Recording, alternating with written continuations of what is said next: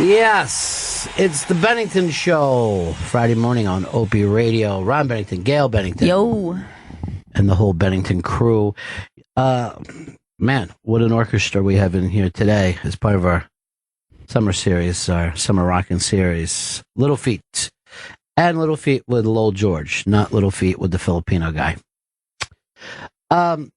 This is the original home of the Bennington Show. It is. Not Raw Dog, it's Fridays on Opie Radio. It's where we really cut our teeth. Yeah, it is. A couple of kids wet behind the ears got out there and made a big run.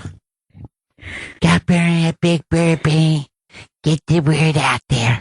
Benny, you always told me, make a big run when you can. Yes, I must lecture wherever I go, if you're going to believe BL. It's a constant lecture circuit. Benny, 19 years of lessons from you. We've been doing radio together 30 years, Benny. Not one thing she says is true. Pope running all over New York City, and the people are just, I don't know, I guess a lot more Catholics than anybody thought. A lot of people in Congress crying, and I'm like, I don't even hear the Pope say something I haven't heard everybody say. You know what I mean? Like, basically, he's just running around saying "be nice," and people are flopping on their knees over it. They just can't believe it. He's just a nice fella, is what he is. He's a good guy. He's a good egg. Boehner really fell apart. Boehner just as usual. Boehner just screamed out, "Help me! I've lived a life of sin."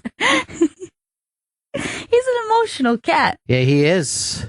For a guy who doesn't seem to like poor people, you bring up helping poor people, he just starts sobbing, because it seems like that's the only thing the Pope cares about. Yeah. You know what I mean? It's like, it's almost like if you got a friend in a fantasy league, how he never shuts up about it. That's how the Pope is with poor people. And I if I was with him for like an hour and a half, I'd be like this. Yeah, I know. Poor people. Gotcha. Picked it up 5 minutes into this. But they are, we got to help poor people. Yeah. Said I would. Seen any TV lately? You have Netflix. The Pope drove right by my building last night. So while everybody on Fifth Avenue was going crazy, you could have went over the 66th and, got him as he's getting off the FDR and heading to Fifth Avenue. He's just riding up the street in this little Fiat with both windows open. I can't even believe that you saw him. Because you could see him well. You were right. I was 4 feet away. That's crazy. With an open window. I mean, seriously, if I had a wiffle ball, I could have easily thrown it in there. He could have caught it and thrown it back, because they don't drive fast. But like everybody from my building was out front, But I told you for days that my street has been closed. It's still closed, by the way. Even after he's made the run through it? Yeah, so it must mean that he's going back. You know what I mean? I guess that's his way out of town, or how he's going to get down to the UN today, because it was very funny seeing, because I was like watching it on TV of him coming over on the FDR, and it didn't seem like that big a deal. They just shut down the road, and then he and a couple cops drove around. Yeah, it wasn't a big motorcade. Yeah. It wasn't a giant motorcade. And he keeps his windows open at all times. I was watching on the news as he was coming off the FDR, getting off the exit near your house, and I swear, he looked so relaxed. He had his arm hanging out the window. What? Come on. He's a very relaxed Pope. It looked like they were vaping. That's how it was. Like when you're with your buddy and you're like, I trust this guy to drive. I'm just going to sit in the back and get high. You know what I mean? I think they were even playing some music. I couldn't tell when they were going by. But the funny thing was, so you're seeing the Pope, and you can see how some people that aren't even Catholics are really moved by this. Like they didn't think they were going to be moved. But I had a bunch of people from my building who just walked out, right? And this lady says to me, we're waiting. And we walked right up to the rail. Everybody who was on that block was on the rail. There wasn't too deep. But the whole rail was, done. The weird thing was you could see down at the avenue, suddenly people packed there like idiots. You know what I mean? Because it's an avenue. And, so this lady says to me, she goes, because we know he's going to get there in like another 5 minutes or so. Because they were saying, like, hey, is the Pope coming by here? And the cops were like, this is not something I could talk about. But there's like a little convent, some nuns that live on my block, and they had put up a sign for him. Nice. So I was thinking it, like, why would they take the trouble to sit there and paint a sign, put it up, if he wasn't coming by? But this lady says to me, she goes like this, hey, we ought to walk up to the end of the block in case he gets stuck at the light. I go, they're not going to have a light. Looks like he's stopped right there between 2nd and 3rd. Traffic's terrible. I mean, he's got to deal with traffic like everybody. Why would they shut down the whole thing and then his car stops at lights? The Pope is just like us. So I called my mom and pop about it, right? And my mom said to me that I got a blessing because I was near him.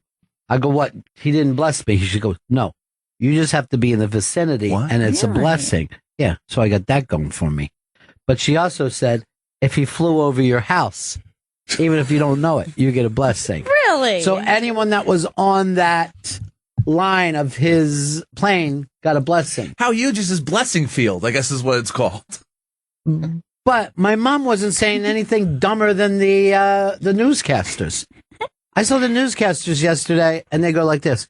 Well, you can be assured there won't be any turbulence. I go, he's not magic. He doesn't have the power over nature. He's the Pope, not the magician from Italy. The man cannot stumble upon a stone.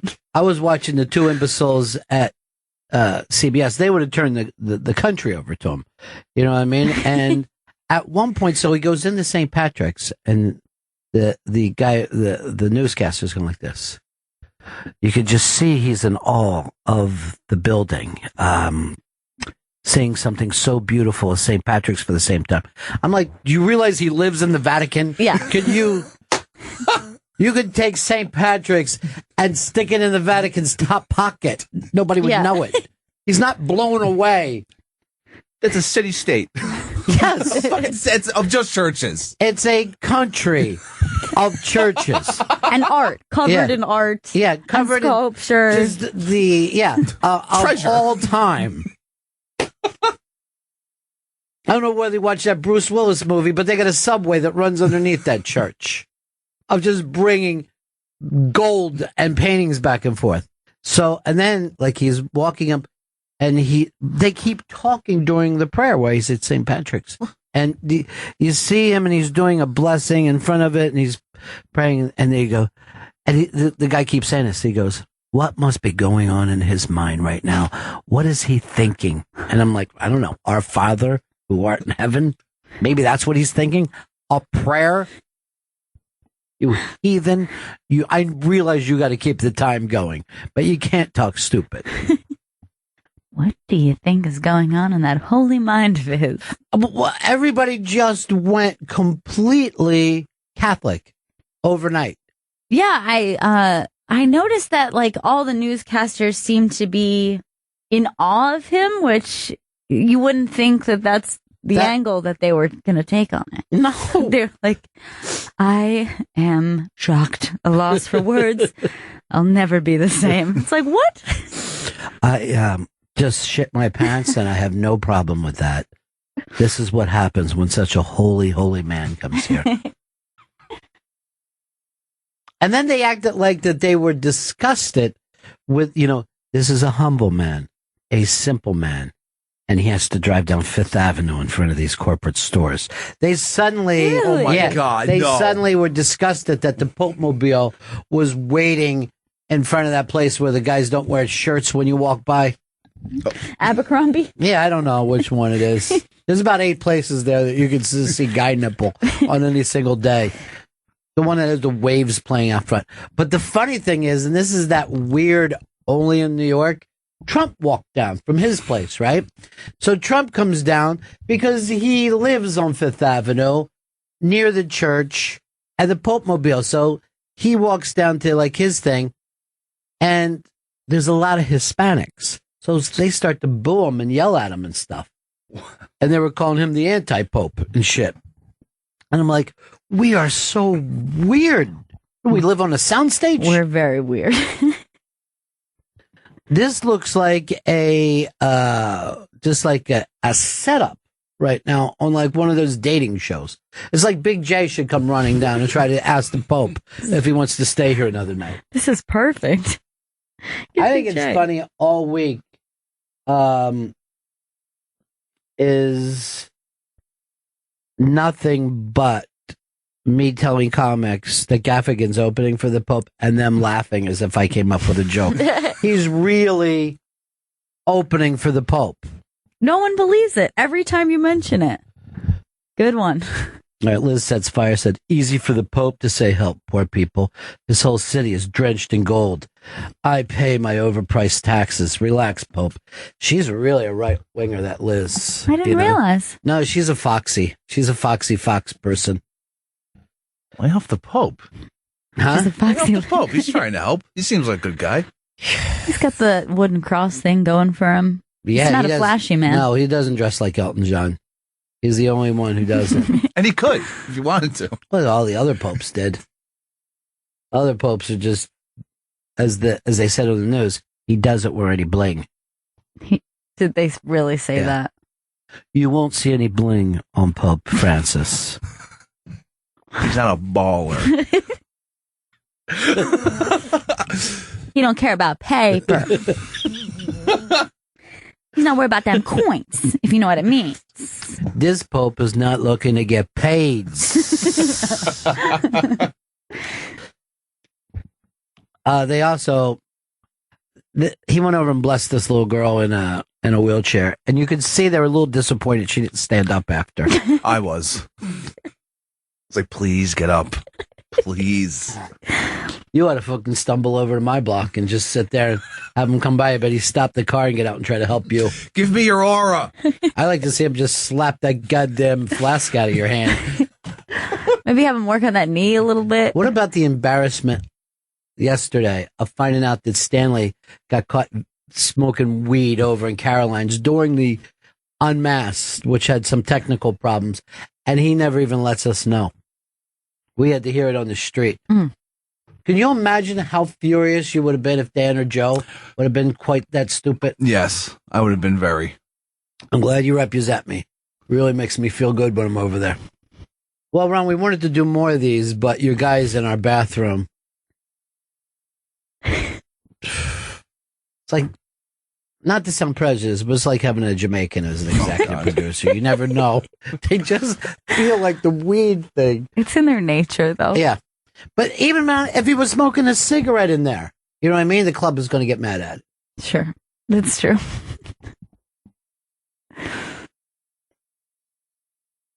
All right. Liz Sets Fire just tweeted this. Those dirty Mexicans come into our country and take jobs from white Americans. And we're supposed to help them? Wow. Yeah. Holy She shit. goes deeper than I thought. That's a lot. All right, Liz Sets Fire just tweeted this. These whores have abortions, and in the meantime, I'm supposed to pay for Planned Parenthood. No spank you. Liz. Oh my God. No spank you at the end of that. I guess that's a cool thing to say. I don't know what the kids say all the time. All right, Liz Sets Fire just tweeted this. It's called thinning out the herd, Grandma. I'm not going to pay for your overpriced drugs. Wow. Die, you crazy old Whoa. bitch. So others can live. I guess so. Liz. I don't know. He's a monster.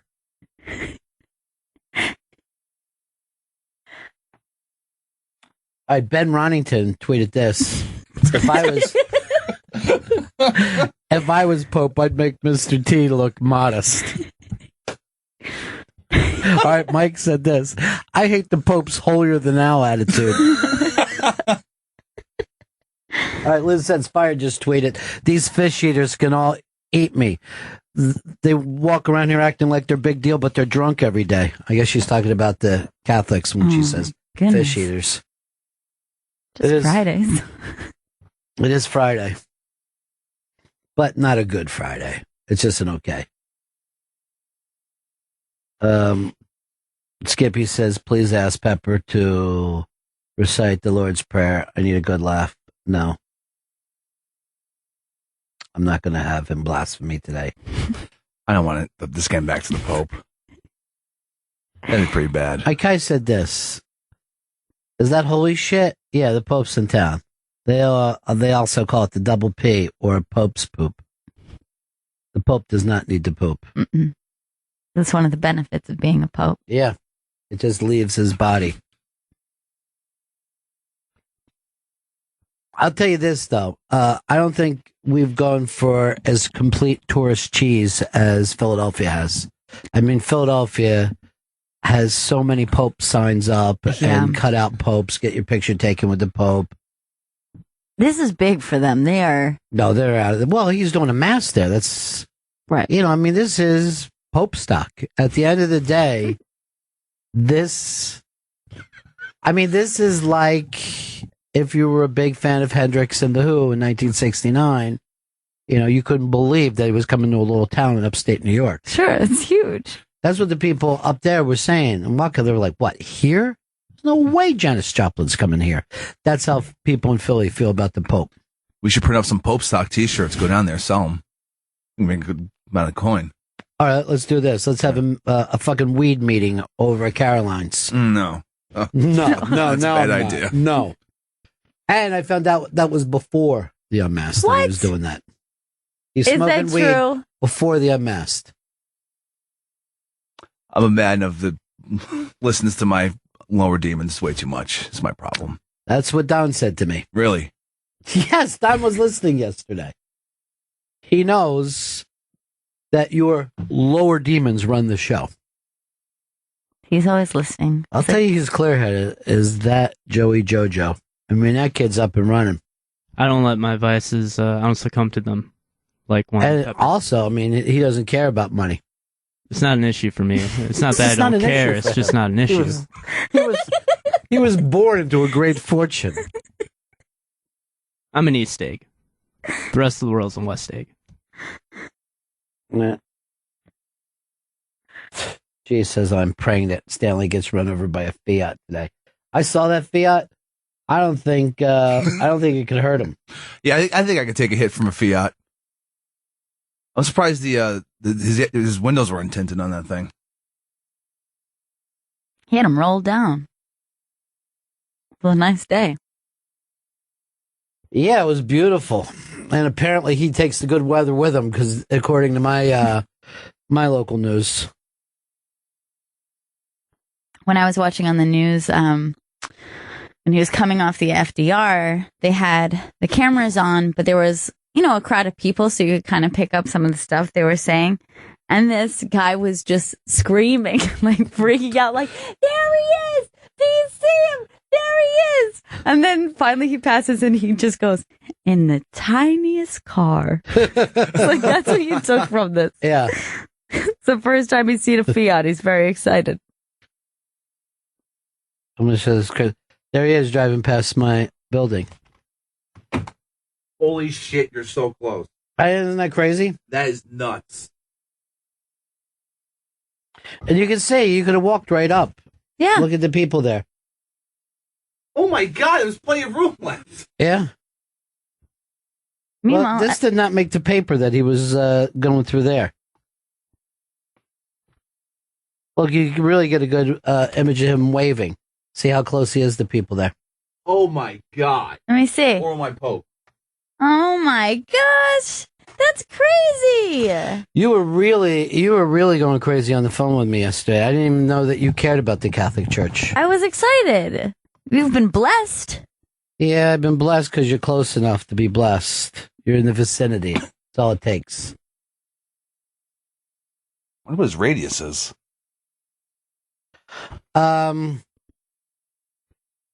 But the weird thing is you can see both windows are open. I don't know who was riding along with him, but that guy had to be feeling like an opening act. Like, move your head. Move your fucking big, dumb, nothing head. Ezra says, it's Bennington in the hood. Everybody duck, duck, goose. Killer Cook said, I'd rather see the Pope of Greenwich Village. No, I'm the Pope today, okay? I'm the Pope of Greenwich Village. I just shoehorned the title into this. I had read the book, Pope of Greenwich Village, and the reason why is that when they were little kids, like when you play priest and stuff like that, Mickey Rourke was pretending he was the Pope. Right. And that they teased him about it. That had nothing to do with the movie. It's a much better premise than what he yelled out at the end of that movie. Yeah, for no reason. He was going to fucking lie in his coffee. When I saw that, They took my Tom! If everybody was just yelling at the Pope as he went by. Charlie! I just yelled out, hey, Father, what do you know? What do you say? And then Aaron Parker's just said, we're up to our balls in shark mouths.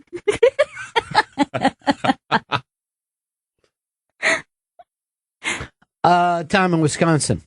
Morning, folks. Yeah. My wife, who doesn't have much of a spiritual bent to her at all, unfortunately, she got caught up in excitement, pointed out immediately that, he was wearing the green and gold. So, the Packer colors.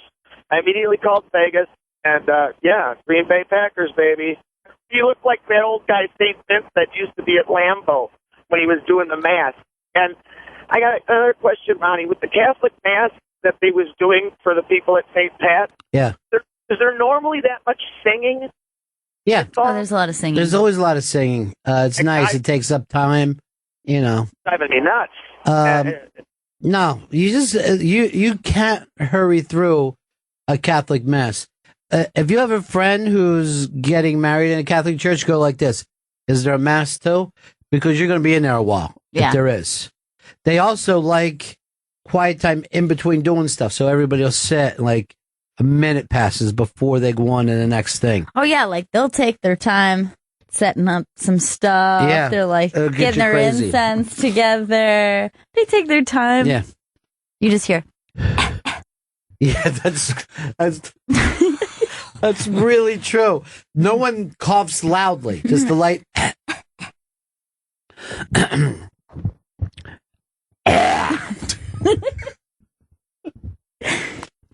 I had this old priest when I was a kid, Father McDermott, and he would be like this when people come in. Move it, get in. Move over for them. Some people come in late and interrupt. You're just like, and like the thing was, the father and the mom, they didn't care, but the little kids, like, they're going to fucking get me. Because the nun would just turn around and look at that person whose parents were so fucked up. And you're like, well, that's it for me. I'm done. It's over. Please don't embarrass me at church. Please don't get anything held against me that could come up later. Because they will beat. Right, David Morris put Fiat more is like pee a lot. Hashtag Bennington. BJ Wilson says this. I hope the Pope pulls a Bill Burr and rips the city of Philly apart.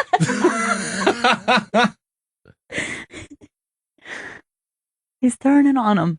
You know, that thing last night, they do every night. The Vespa, a lot of different priests in town will come together for that. So you could pretty much be part of that ceremony any single night. What's going on over there? Why do I see the kids on my screen? Because they're on Periscope in the booth right now. Oh, because they're going to be periscoping from tomorrow night. This is Periscope practice. So that's over at the iBang. On the iBank's Twitter account and Periscope account now. I'm So gonna now have to get a Periscope so I can heart these. What is Dan periscoping in there? Just Joe's almost totally open shirt. All right, Joe. So, yeah, stand up. Go, boy. Stand up and just flash that chest of yours.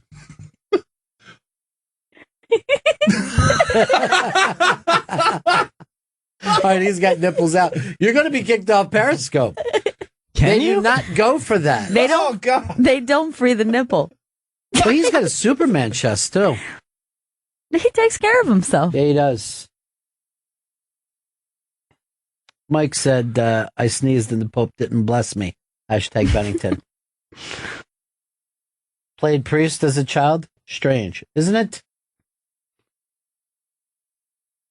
I thought all kids tried to act like they were. All you got to do is see something when you're a kid, and then you're thinking, "That's our new game." It's a new game. Yeah, we used to do that all the time. We used to love doing Body of Christ. Sure, with a Ritz cracker. Yeah. That's Mr. Fucktard just tweeted Pope Francis. More like, nope, man piss. All right. I'm announcing my retirement from comedy right now. Hashtag Bennington. No. Nick said Poping ain't easy, but it sure is fun. Hashtag Bennington. It's hard out here for a pope. It is hard out here for a pope.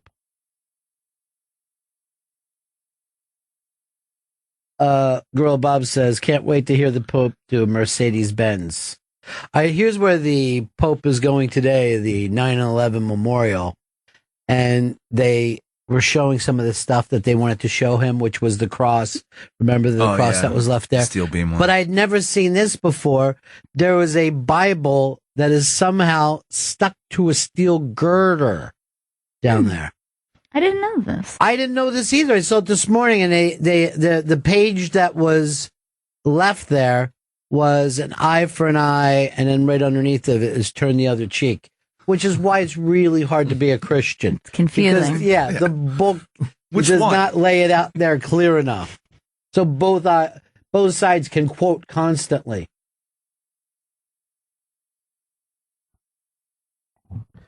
Liz Sets Fire just wrote, gay marriage, why? We've had the same marriage for 2 million years, and now we're going to let these, I'll just put what she put, anal astronauts get married to each other. I don't need it. Liz, I didn't know. Is that like a bigot? Is that what that is? 'Cause that's terrible. Liz, you got to ask what a me. bigot is at this point in your life? I always get that confused with like a bigot. What's the difference between a bigot and a racist? All right. Lou from Jersey said, always forget about Friday morning, hashtag Bennington. Good thing I caught it early today. That's true, Lou. We probably should remind people. We just don't. We should have like promos or whatever. Now, we're not doing next Friday. No. Hashtag Bennington sleeps in next Friday. Hashtag Opie Radio, rocking the scene. But is this still on? How long does he leave the Periscope on? You can go on as long as you want. He's getting a lot of hearts. I think Look that's at all why those he's. hearts. I think that's why he's staying. They just went on. Why? Because I said it? Probably. But they can start whenever they Here's want. the thing. Yeah, don't even let us know. And we'll just try to find out.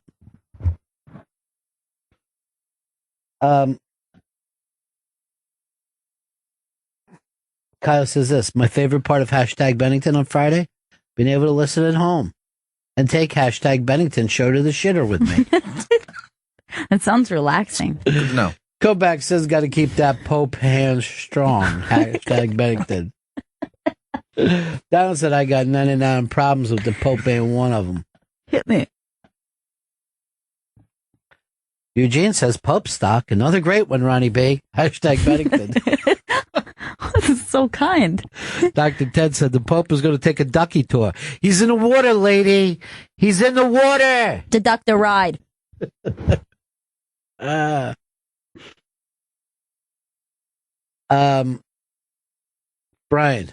go ahead. Hey, Ron. You talk about the Pope being humble because he drives a Fiat, and ironically, there's a guy in my office who has a Fiat who's been getting shit from everybody, and now he looks like a friggin' rock star. All right. First of all, let's just get this straight. The Pope ain't driving the Fiat, right? And the reason why he has a Fiat is it's an Italian car, and this is just helping out an Italian car maker. That's why he fucking flew Air Italia. Yeah.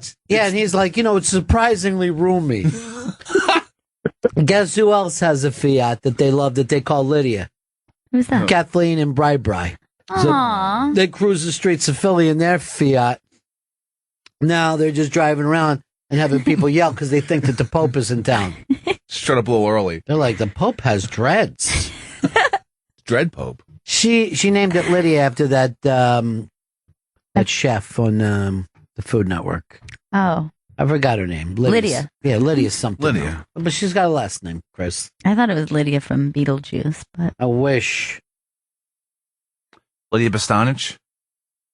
Yeah, that's it. I put it like that's it. Make the picture big so we can all see There you it. go. There she is. She has She good is. food. I like the fact that this guy feels good about himself because he drives the same car as the Pope.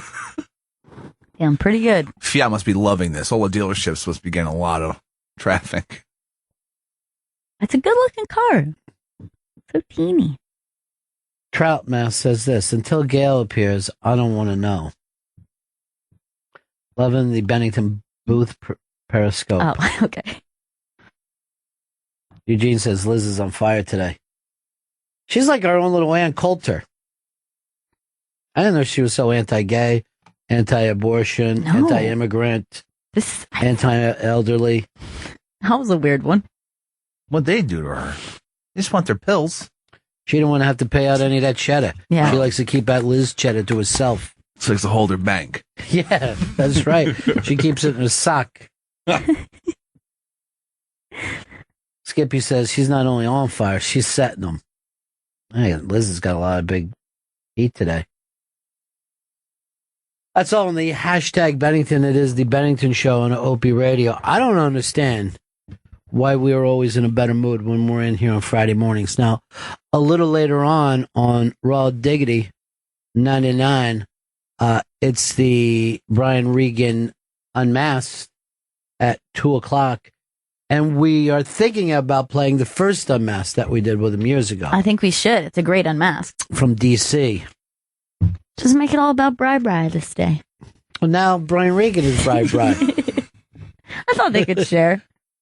We also have Sean Kelly coming in from the National Lampoon, which is that's mind blowing to me. This is the guy that produced the Lemmings Yeah. tour, which was basically an off-Broadway version of what became Saturday Night Live like a year and a half, 2 years later. John Belushi's Joe Cocker was in that. Christopher Guest Wow. was in that. The National Lampoon radio show used to run, I don't know, it was like a Sunday night thing or something. It didn't really run all that long. It would be an hour, but it was Gilda, Belushi, Chevy, Richie Belzer, Brian Doyle Murray, Bill Murray, all the people who end up on Saturday Night Live within a short time. But then what happened is the stations, even after the show went off, they would still keep playing those bits. Right. So they were like sketches that they did. Yeah, they were on there. sketches, radio Yeah. sketches, yeah. And they were just, obviously they were hilarious. Yeah. It was like the same shit that they ended up doing later. But somehow they let it slip through. Hey Rob, what's up, buddy? Hey, how you doing? Good. I was just wondering if anybody noticed that all these popes, as likable as they are, and they're all from different countries, they all sound like Count Chocula. Well, I think it's I think it's from that Latin pacing that they have. But this Pope looks like the guy from Glengarry Glen Ross who tried to get his money back as soon as his wife found out about it. You pointed it out to me. I don't know that character actor's name. But particularly now at this time. And I also think he talks like him a little bit. I don't know that guy's name. And I can't even remember what that character's name was either, but he was kind of like a smaller character. Jonathan Pryce. Go look at him now. I bet, look how much that looks like the Pope. Do a thing, just put Jonathan Pryce and the Pope, because I'm sure people are already all over this, because it's too stunning.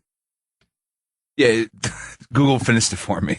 We know where you're going with this. Yeah, gotcha. Look at that. It's amazing. Okay, that's really weird. We got to tweet that out so people can just see it. You wouldn't even be able to tell these two cats apart. No. That's the Pope. No, that can't On the be. right. There is Pope on the right again. Just didn't have that hat on. That wasn't Pope on the right.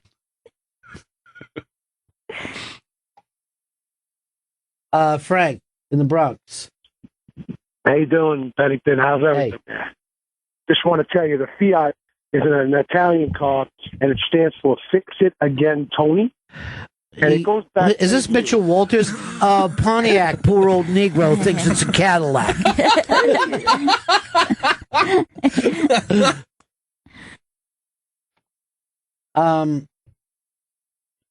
Here is Matt. Matt, go ahead. Yeah, hey, Ronnie, I'm just wondering, with it being such a special week, I'm sure Chris has been staying up on some prayers that he needs to be reciting this week, right? I don't even want to make him do it. All right, just do the Hail Mary real quick. Hail Mary, full of grace. Hollow is thy name. Hollow is thy name? Hollow is thy name. Why would someone's name be Hollow? Hail Mary, full of grace. Hallowed is thy name. Why would her name be hallowed? Hallowed.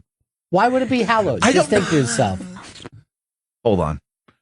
All right. Hail Mary, full of grace. The Lord is with you. Well, as it is in heaven. I swear to God, I can never remember the fucking between the two. Hey, I'm sorry. That's blasphemy. I didn't mean to drop the F-bomb during, the prayer. All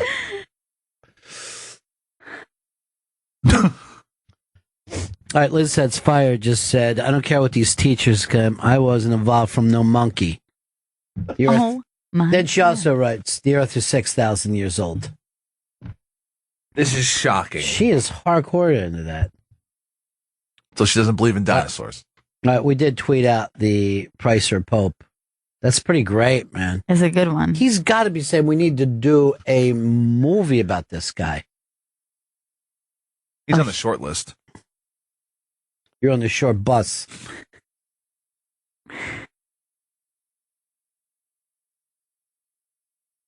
So go ahead. Do the Lord's Prayer. Can you just give me the first line? No. All right. No. All right, hold on. For the first one. R. I'll give you R. Okay, that's all I needed. Feeling very confident now. Our Father. That's the confidence. He knew the second word is what he meant. Hold on. Dude, I didn't complete it. I didn't complete it. Our Father, who art in heaven, the Lord is... No, there's no way I hate that name. No. I couldn't do it when I was a little kid, and I can't do it now. That's why I stopped going to stupid school, after school, like the Catholic school after regular school. That's why I told my parents, screw this, I'm not going anymore. I can't remember the prayers. It's not sticking with me. Yeah, this is worth having your skin burn off for eternity. I tried again. Do it fast. Don't, you know what I mean? If you have the confidence, you'll be able to do it. Our Father who art in heaven, is thy name, the kingdom come. Is thy name? Your favorite part, and you keep forgetting it. Okay, thank you. Our Father who art in heaven, hallowed be thy name. The kingdoms come. Ew. It's disgusting. Oh, that's how it goes. The kingdoms come. Why would you say that's how it goes when you know how dumb you are?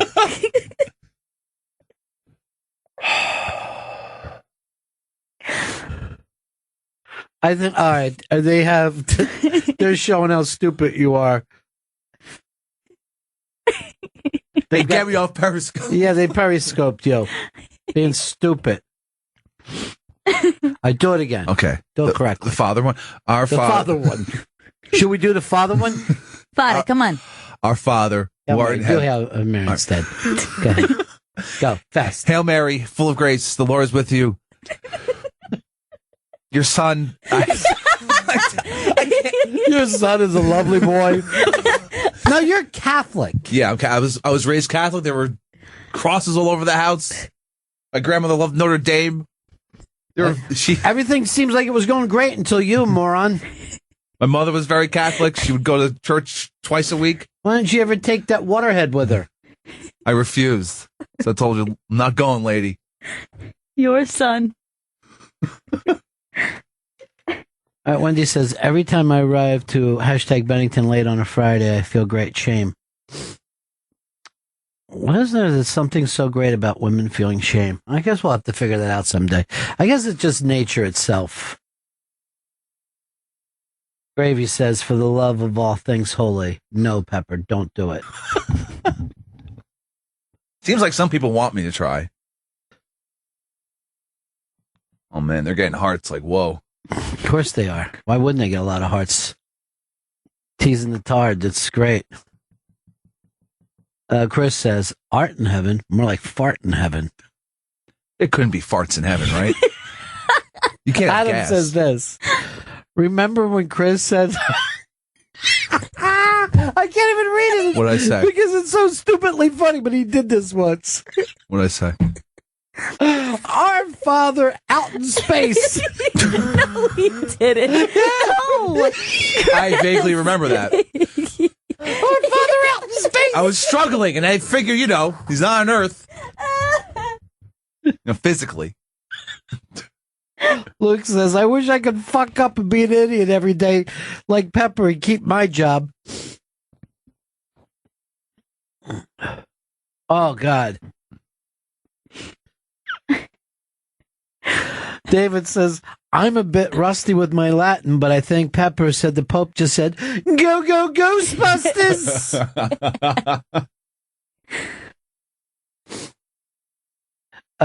Kara says, really? Hicks can get into heaven and I can't? I'm speaking to Art.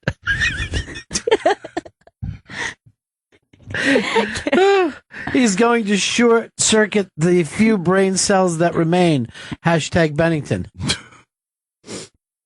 Josh in Kansas.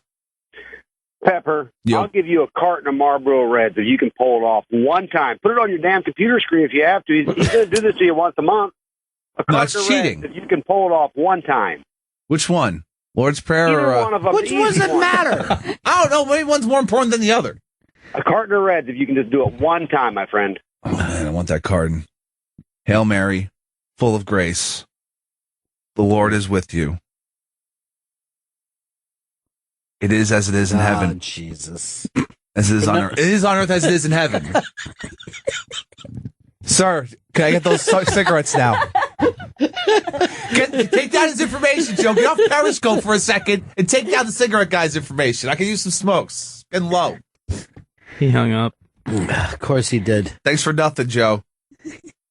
Jimbo says, listen to the hashtag Bennington while eating steak and eggs in Bennington. Oh, my life has meaning. And Chris Stanley is a suck monster.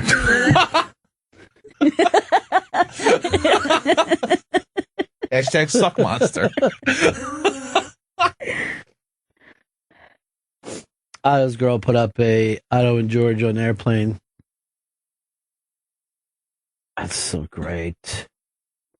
That's so weird. Hey, did you up on the iBank, that woman, it sounded like somebody with a southern accent, said that they weren't to throw a shoe at the Pope. And this is the big deals in Washington were in there, right? Yeah, it was on the floor of Congress, and they're waiting for the Pope to enter. So at that point, they go quiet. Yeah. To wait to hear, he's entering, and then they pick up this on the mics. All right, let's take a listen. As we get ready for history to unfold, Pope Francis is about to walk through that door, we're told, any second now, and we want to be able to hear this introduction.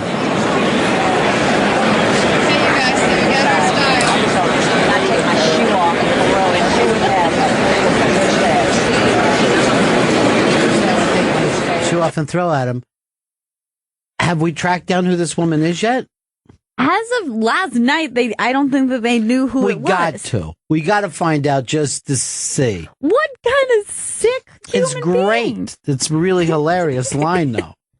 I'm going to take my shoe off and throw it at his head. Like a crazy Muslim. That's what I'm going to do because I don't He like likes the muzzy so much. Why don't I bounce a high heel off of him? When the Pope drove by yesterday, all I could think of is Gail's grandmother, who had met the Pope. Man, when this story it might have even been pre-World War II. Yeah, I mean, she might have been a little girl pre-World War II. I'm pretty sure the story, it was her and my great aunt, and I believe they were like teenagers when it happened. Yeah, they were teenagers, and they were old when you were little. But the thing is, they both were over in Italy. Now, this is really Italian on Gail's mother's side of the family. So they're in Italy. Now, the aunt is super religious. Her whole life. Yeah. And Gail's grandmother was literally Chris Stanley. Everything about her was very Chris Stanley. Yeah, she's the worst. I mean, the worst potty mouth of any older woman that I've ever met. And they were still telling this story, which had to be like 50, 60 years after the fact. Oh, yeah. I mean, when my great aunt told that story, she was pretty much on her deathbed, and she told it with like as though it had just happened. Yeah. So the story was that they were going to go see the Pope, and I believe, I don't know exactly where they were, because I know that they had to go up this huge staircase. They were in the Vatican. They were in the Vatican. They were in Italy, pre-air conditioned. And you are correct. I forgot. She came to our house with a hospice thing. So lying there, her and all the sisters were gathered around her. So she would have been 85, 90 then when you were little. Now, she was the type of Catholic that would brag about the priest at her house, and Father was so nice to me, and Father did this. She almost was flirty. Yeah. Almost weirdly flirty. But then her sister basically saw it as all pie in the sky bullshit. Yeah. Nothing to do with it. So when they were both young, they both went to see the Pope, one in total spiritual amazement, the other one bitching the entire way. Yeah, so like they went to go, it was pre-air conditioned, so she was told that, this was my great-grandmother, was told that she was dressed inappropriately because you couldn't have your shoulders exposed in front of the Pope. So they made her put on a sweater, and she had to like walk up the top of these stairs, and it was like 100 degrees in summer in Italy. And my great-aunt says that the whole way up, she was cursing. Like in a holy place. She was like the whole this, way up was like, fucking shit, this is bullshit. It's fucking house. hot. Yeah, and she's cursing the whole way up the stairs, and my aunt is like, why are you saying this? Please be quiet, shut up. She's so embarrassed because she's like just trying to focus because she can't even believe that she's going to meet the Pope. By the way, this is like even men use that kind of language, right? Yeah. And that's when you start stuff like swearing like a sailor. So the whole way, I'm going to fucking go up here to see this old fucking bastard. And they're still telling the story. And it was like Fallout. Yeah. Funny, right? Insanely funny. So the Pope is going by them. The aunt is just like, I can't, I'm seeing the Pope. I can't believe this. The Pope stops and he turns around and starts to walk to them. And the aunt is just in tears, caught up, and he bypasses her and goes right to the cursing grandmother. Yeah. And gives her a blessing, and I believe lays his hand on her, in fact. And then she was like, he starts trying to touch me, feel me up in front of the whole fucking place. All I want to do is get out of there and get something cold to drink. And the aunt, after like laying on her deathbed, why would he pass me and go to her? I do everything right. And, her sister's like, maybe because he knows that you're an asshole who just tries to fucking kiss up to him at all times. It's the funniest story. It was the funniest shit. He found the one person who needed the blessing. Yeah, I mean, if you follow any kind of biblical teaching, they always go after the one who doesn't do anything right. Right, exactly. The prodigal son is the one you pay attention to. God, that's funny shit. And that's immediately what you and I started talking about. Yeah, it's the first thing I thought. So, and I think that kind of stuff probably happens all the time. The people who do and try to give and do everything right, no, don't work out for you. It works out for this dope smoking idiot over there who tries to ruin the mass situation with Caroline's. Oh, I'm sorry, I took some actual stuff from the show. Oh, you applied this. But you know what? I said even without judgment, what's the big deal? Or why wouldn't you at least tell me that it was happening? Did you know about it, Joe? No, this is the first I'm hearing of it. No, you heard of it yesterday. Oh, yeah. When Big J fucking outed him. There's a picture of the pizza Pope up there. I guess people are trying to do that all the time, too. Yeah, they want to, impress the Pope with their food making skills. Looks pretty good, to be honest with you. The guy lives in Italy, though. What do you think he's looking for pizza? But I'm just saying, this guy did a pretty good job. Look at the crucifix. It's an anchovy crucifix with incredible... Oh, I didn't realize that was anchovy. I'm much more impressed now. Yeah. It's incredibly impressive. Clearly, the flesh tone is a vodka sauce, I think. This guy did a good job. Everybody, I saw somebody else have a sign outside a Poppuccino is the special. Yeah, today. like he's going to stop for that. Like he doesn't see it wherever he goes. It does let you know what Beatlemania must have been like, when you see everybody just flipping out. Like this guy doesn't even have to sing or do anything, and people are going crazy. They're just making foods for him. But what would it be like if wherever you went, people started crying and falling down and stuff? I think I'd probably really like being a pope. You think it would suit you? I would be like this, relax, just me. I'm just God on earth. That's it. I'm just Christ on earth. Think of it that way. I represent all your fears about eternity. How are you? I like that he's less flashy pope, I like that he doesn't wear the hat. He has the wooden, cross and all that. I still would rock the rings, though. See, here's the thing. I'm a glam rock guy, so I much prefer if he came out, glitter all over his face and stuff. That would be great. Eyeliner. And some platforms. Kind of lightning bolt on his chest. People stare at the makeup on his face. This new pope's really progressive. He's really out there. He's got an animal grace that people are just crazy about. Can hold a crowd. Ain't no party like a Catholic party. So today he's at the 9/11 Memorial, and then tonight, then he's going to Harlem. Then he's going to drive through Central Park, and that's supposed to be a chance for the regular people to get out, touch the cloth. And then he sold out Madison Square Garden tonight. Nice. Which is, a big deal for him. He's never played the Garden before. This is huge. Last time he was here was at Beacon, and there was a feeling like this thing's taken off. Like things are happening for him. As a matter of fact, he did 2 nights. He added a second show. Okay, at the Beacon. And this time it's just straight to the Garden. And everybody in Brooklyn's like, have you seen our brand new place? Because it's hot. He's like, I'm sorry, I'm old school. Look at me. I'm not a hipster. He kind of is a hipster, though, in a way.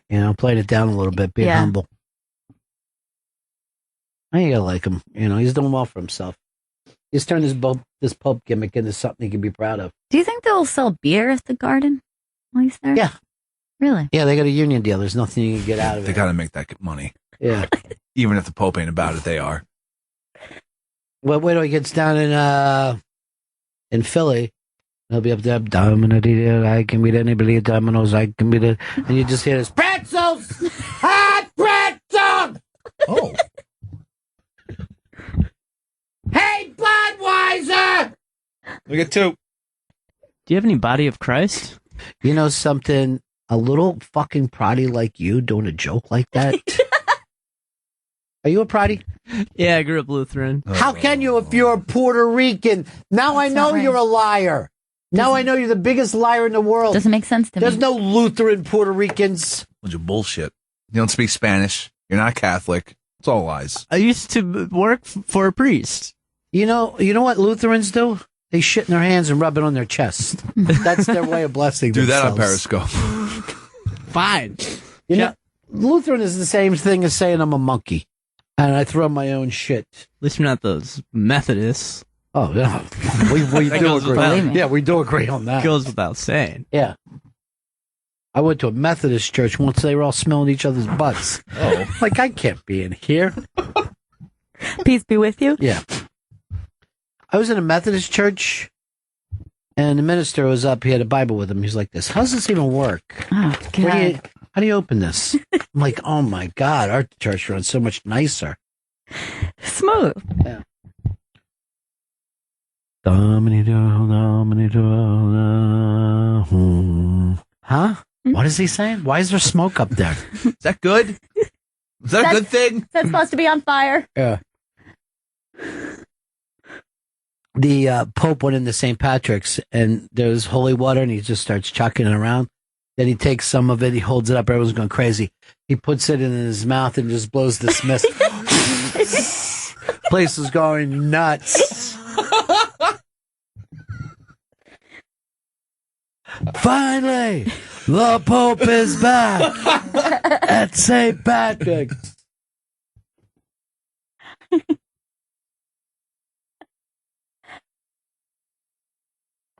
People said I love hashtag prayers with pepper. No, I don't like it at all.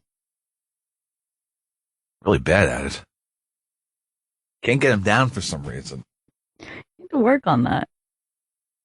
For your soul. All right, 3 days said, I'm pretty sure Chewbacca could recite that prayer more clearly than Chris Stanley. Definitely not.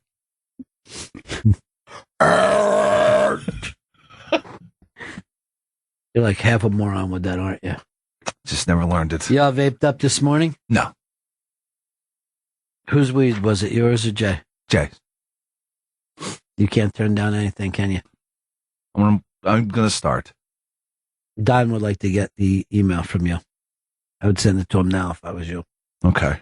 Just explain why you would put your company at jeopardy, especially right before the New York Comedy Festival. I'll explain. Let's see if I'm asked back to be a judge again this year. Why would I be? After Vape Gate. After the incident. It's a gate now. It's not good. Were you vaping or just... No vaping. It was bud. Smoke? Why wouldn't you walk outside on the street and smoke it? I don't know. What is wrong with... This is the way somebody talks to a fucking ninth grader. Like, what is wrong with your brain? A lot of things. You're the executive producer. You're in a nightclub. Yeah. And by the way, the guy who busted you doing this Yeah. attends meetings. So that's how you rub your ass in his face. Why'd you do that? Literally rub your ass in his He doesn't know why he does the things that he does. What is it, Jim? What the hell do you want now? What is it, Jim? Hey, Ron, how's it going, buddy? Well, I'm trying to do a show right now, but my phone keeps ringing. Oh, I apologize. That's okay. Anyway, I was going to bring your attention. Have you heard about Mark and Debbie Constantino? I guess they've done some kind of reality show out in Vegas about paranormal investigators. Yeah. And I guess there was some kind of domestic dispute, and I guess they all turned up dead, and there was a SWAT standoff and everything else like that. So what are you saying? Ghost did it? You saying Ghost? No, I'm not saying Ghost did it. I just want to bring it to your attention. I wasn't sure if y'all heard about it. I mean, there's nothing I can say about it. I don't know the show. I don't know the people. Yeah, I don't know that show. Well, if I was the detective, I would just write Ghost on a report Cause of hand death. in. Nobody knows. Nobody knows. I guess this proves there are ghosts. That Pope mobile, do they fly that in front of him? Did they get that out on the road that way? They must have. They couldn't have. And why do they think people can't shoot them from the side? Why would they just have bulletproof? By the way, there was nothing armored in that Fiat. Yeah. Or anything. Just a regular Fiat. Yeah, just a regular Fiat. Well, that. Oh, look, they're showing how he's going down today. All right, see, this is exactly what happened. They showed all this stuff except for how he gets back and forth to the highway. That's why I didn't have anybody in front of my building. That's why it worked out so great. He loves little kids that don't feel... look at her. God bless her. What's wrong with her? Oh, sweet Pope. I know. Sweet Popey. He loves the disabled. The Papa. poor and the disabled. I hope he doesn't mind I call him Papa. All right, Liz Fire just wrote this. It was up to me to leave the disabled out in the rain. Liz, come on. It's terrible. Out in the rain, Liz. Well, she lives in Miami, so there's a little 3 o'clock rain there every day. think that's good for them. Yeah. I know it ends quickly, but they don't deserve that. Liz is having a hard time because she has some coins that she's just jingling in her hand.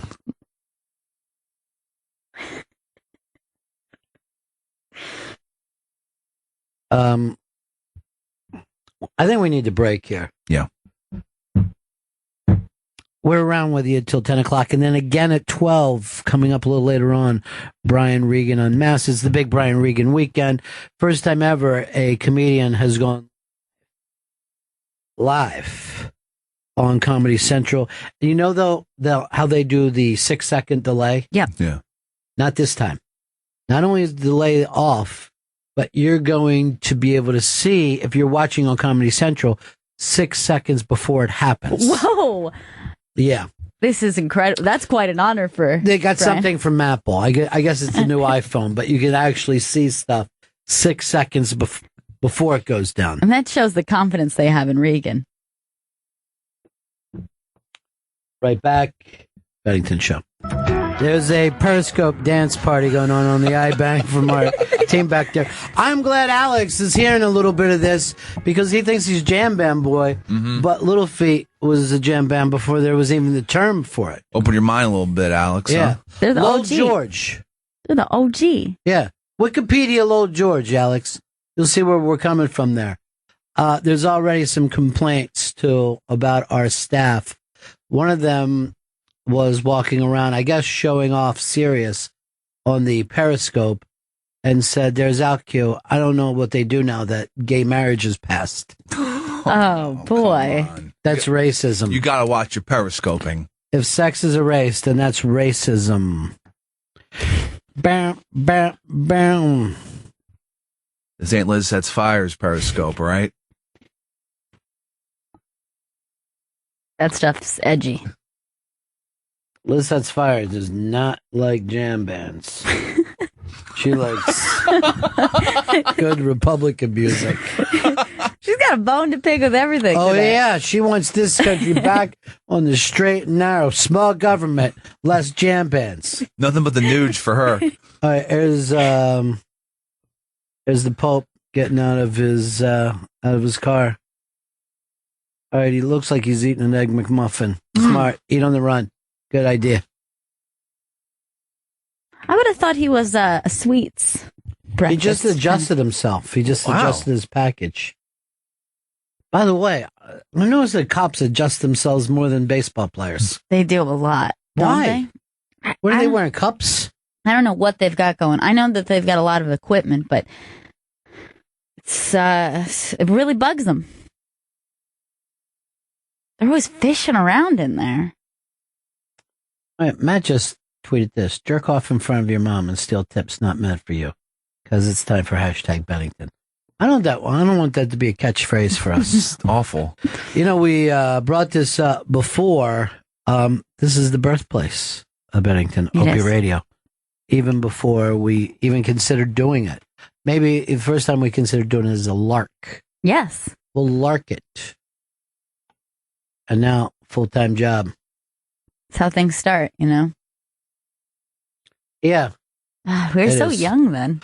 We were young, naive, you know. It was the 60s. A couple of crazy kids. Yeah. It was, when I say it's the 60s, I meant the temperature at the time. I don't know what year it was, though. This was back in the 60s. Maybe even 65. Mid-60s. Pleasant. Yeah. I remember first show, Stanley smoking weed down in the bathroom, going like this, smoking weed, taking drugs. Yeah, I mean, we were kids, so Yeah. it makes sense. We were kids. Kids get fucked up. Yeah, that's what we do. That's what kids do. We're still finding ourselves, growing our bones. Yes, sure. It was the salad days, you know? Apps. Crazy, crazy times. I know Chris Stanley paid for 3 different abortions that year because he raw dogged it. It was wild. Never occurred to me ever buy a condom. Nothing ever occurred to you, learner's permit. Dumb as dirt. Joe, you enjoying your periscoping over there? Yeah, it's pretty fun. Now, you have to go to the iBang for that? The iBang Twitter, and then we have a link up on the Twitter, which will link you to the Periscope. And you and Dan are doing this from the Brian Regan show tomorrow? We sure are, yeah. So instead of watching on TV, we should just watch the Periscope and see the same thing? See the same thing, but it's kind of like director's cut commentary of both Dan and I. Talking over jokes, that kind of thing. Okay, I get it. Looks like he's lost him out there, Dan. I'm not really happy about this. It's a risky move. I don't even understand. Whalen just said, you figure just getting off a plane from San Fran, Periscope would be a little more tolerant. That doesn't make sense to me. I don't understand. Fletch says, Joey Jojo rocking the deep V, showing off that lack of chest hair. Someday, Joe. I gotta shave it every morning. Smart, shave down. Oh, you're a professional swimmer. Yes, sir. A wiki-watchy. The Mer-men in training.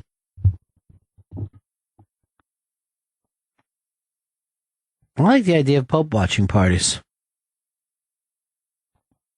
I don't know what football team the Pope follows, but I think they're going to win big this weekend. If you had to guess who he favors. Well, we know he watches Notre Dame. Sure. And at least this weekend, he's going to act like he's an Eagles fan. I don't know whether he is now. If he wants the crowd on his side. Yeah.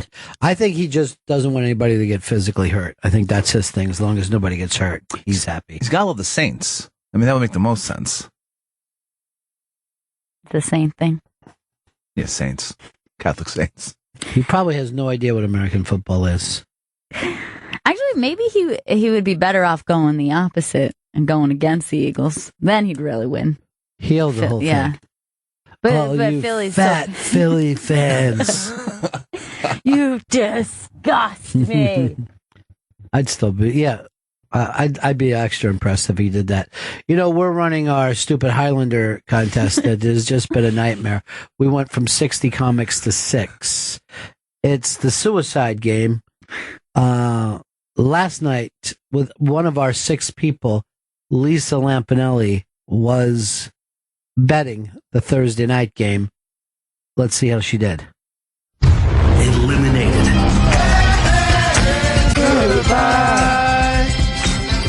Lisa Lampanelli. We're now down to 5. Can't believe it. This thing could be over by Monday, the way it's running. The Skins? Skins on the road. You know, she looks... You know, she's from Connecticut, so she bet against the home team, too. What was her method there, you think? What's anyone's method been? No. There's 5 people left after 2.5 weeks. Unbelievable. One of them's in Malaysia. Yesterday on the show, Jeffrey Gurian stepped in here with a Mr. Bob Klein, Robert Klein. It's up on the iBang right now, but Robert Klein told us that everybody knew what Cosby was up to. Yeah. Also said that he was soft. Not even exactly sure what that meant. I wasn't sure, but I nodded along with him. Like, I know what you mean. Soft. Like, you know, I guess when we say soft, you need to knock women out before you can have sex with them. Sure. Got it. Real softy. I also think he thought his material was a little soft as well. Yeah. Was that where it was going? Were we talking about the material was soft? Like fluff? That had to be it. All right, Matt just said Jeffrey Gurian just accidentally periscoped all those people in his basement. And Gurian was dressed like a clown. Oh, God. Did you play PC and D on the first show? I believe we did. I don't think that we did it on the first show, but I think it was the second show, maybe. And you say that's something you do with your gay buddies? I do with my friends, yeah. Why won't you specifically point out whether they're gay or not? Some of them are gay and some are not. Okay. That's the only reason. Some of them are straight females and some of them are gay men. That's such a cliche right now. Nancy Myers should write a movie about it. There was one straight guy around. But we have thoughts about him, to be honest. You hang out with women and gay guys, you're probably gay. I'm going to write a book called You're Probably Gay. You're probably gay. You find another guy's cock in your mouth, you're probably gay. Why? I mean, you gay. Why? It's pretty gay. How come you don't hang out with straight men and gay females? That'd be a cooler group. That is a good group. Yeah. I've done that as well. I've, different friends. Not me, just straight people are my friends, like Liz Sets Fire. Yeah. Straight Republican. She's getting together with some members of her family to protest a funeral where she claims a war veteran is going to hell. Oh, my God. Liz, you go deeper than I thought. Yeah. She is in real deep. Here's Jason in Detroit. Jason. Hey, Benningtons. Hey, that's soft. My dad and my uncles used to say that. Instead of saying a guy was gay, they used to say he was soft. So really? So maybe that's what Mr. Klein thought it was. But even so, then I'm even more perplexed than I was before. Because that would be like he was saying, like a dandy soft. But let's say this. If Cosby is as they say, right? He definitely hates women. Now, I can know because I had a gay friend. Let's just call him codename Fez. Okay. All right. And that's not his real name, right? Women. Okay. Hated their guts. With a passion. He's doing good now, though. Yeah? Good, I'm glad. Still hates women? Oh, I didn't even ask him. Right now, we're just making sure the heart. See, he's got to go back and see his surgeon. And he's worried he's going to go back in again because the last time he went to see him, right, the guy put him back in. So he's a little nervous, but he doesn't want to be back in the hospital. Does he still have the vac? Yeah. Mm. Yeah. Last weekend, he went to his brother's house to watch the football game. A week later, he still feels like he's recovering from that. From a car trip over? Let me tell you, he's a little soft, this guy. He's pretty soft. You know? I've always thought it was kind Seems like as soon as he gets 4 new arteries, he gets a little soft about it. Man up. What's man up to you, Chris? Smoking weed in the bathroom stall with another man?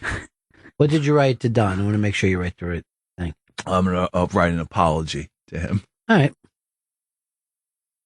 Dear Don Wickland. I'm glad it's a joke. I'm glad that this job is so easy. Well, I guess because your union is so strong, there's nothing they can do to you. It's not a joke. Better Chicks just said Bennington trending #1. Well, la-dee-da. La-dee-da. By the way, we're not going to be on here next Friday, but you can join us. Somehow, I guess we beat the Pope if you're to believe Better Chick. Or is Better Chick just another name for Belichick? He's listening? Why wouldn't he? That was not a good code name if it was. Better Chick. Pope Francis has arrived at the United Nations.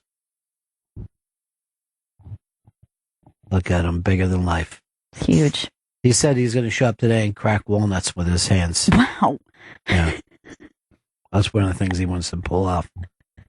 All right, let's see if we can figure out what Klein was talking about. This was Robert Klein on the Bennington show on Raw Dog yesterday afternoon. Let's take a listen. You could say never really, became... And by the way, he has admitted to nothing. There's no proof. It's just a case of he said, she said, she said, she said, she said, she said, she said, she said, she said, she said, she said, she said, she said, she said, she said, she said, she said. Do you know I knew when I went with Debbie Dickinson? Yeah. Her sister Janice told me 25 years ago, he's an enemy, tried to drug me. Mm-hmm. I remember distinctly. And I remember thinking, but, nothing was done about it. But you heard that long ago about it. Oh, yeah. Yeah. Oh, yeah. So, some people in the business knew for a long time, but there were rumors. Yeah, I was working on a show on a soundstage in L.A., and this woman was a day player. It was a series I did a couple of years ago called The Stones with Judith Light. And this actress told how when she went on the set of the last Schwarzenegger movie before he became governor, how they took her aside and said, keep away from him, keep a distance, like with, like talking about danger, not just annoyance. Who knows? I feel like these women have been vindicated because it's a tough thing to keep to yourself. There was a DA who said, look, I know the truth when I hear it, and this woman was telling the truth from Temple, but I had no case and I couldn't pursue it. So whatever it is, he won't be prosecuted criminally, and he's certainly not a man without not a man without talent, but his legacy is ruined, and that's the most that can happen in terms of that. But I always thought he was a little on the soft side, to be honest with you. I still don't understand that at all. I still think he's a little on the soft side. I don't know what that reference is. That's how he ends it. Yeah. And there isn't an implication that he's talking about gay. There isn't an implication that he's talking about his material. I just thought he was a little on the soft side. It does not sound like a compliment in any way. Could it mean just weak of character? Do you think that's what he means by soft? I don't think people go around calling each other weak of character. I think they call each other either gay or rapist. Or, if you rape gays, a gapist. The worst thing a person can do. Your Honor, that is a gapist if I've ever seen one. And I've always found them to be a little soft. The prosecution? Yeah. Your Honor, after doing this case for over 3 weeks, I think you're the rapist. And you're using your position to cover this up. And I call for a mistrial right now. Your Honor, I think I speak for the entire jury when I think that we should have chicken for lunch today. Fried chicken. With the waffles.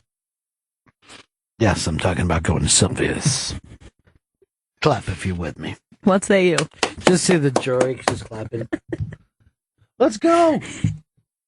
Just to be like, there should, Justin thinks he knows what the soft thing is. Justin. Hey, how's it going, Bennington? Good. Yeah, we used to say that somebody was soft when we were calling them a pussy. I think he was calling Bill Cosby a pussy. Well, I think we all agree with that one. Your Honor, what I'm saying is the man's a pussy. Vagina, if you will. Yeah, and I would like to call to the stand a Chinaman. I don't know whether that term is still used. Person of China, and it is a man. Chinaman. No? Oddly, I am calling later a Eurasian to the stand. European and Asian.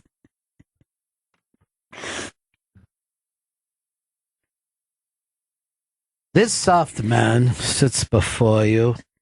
Soft, by the way, I mean pussy. Dr. Cosby is a pussy.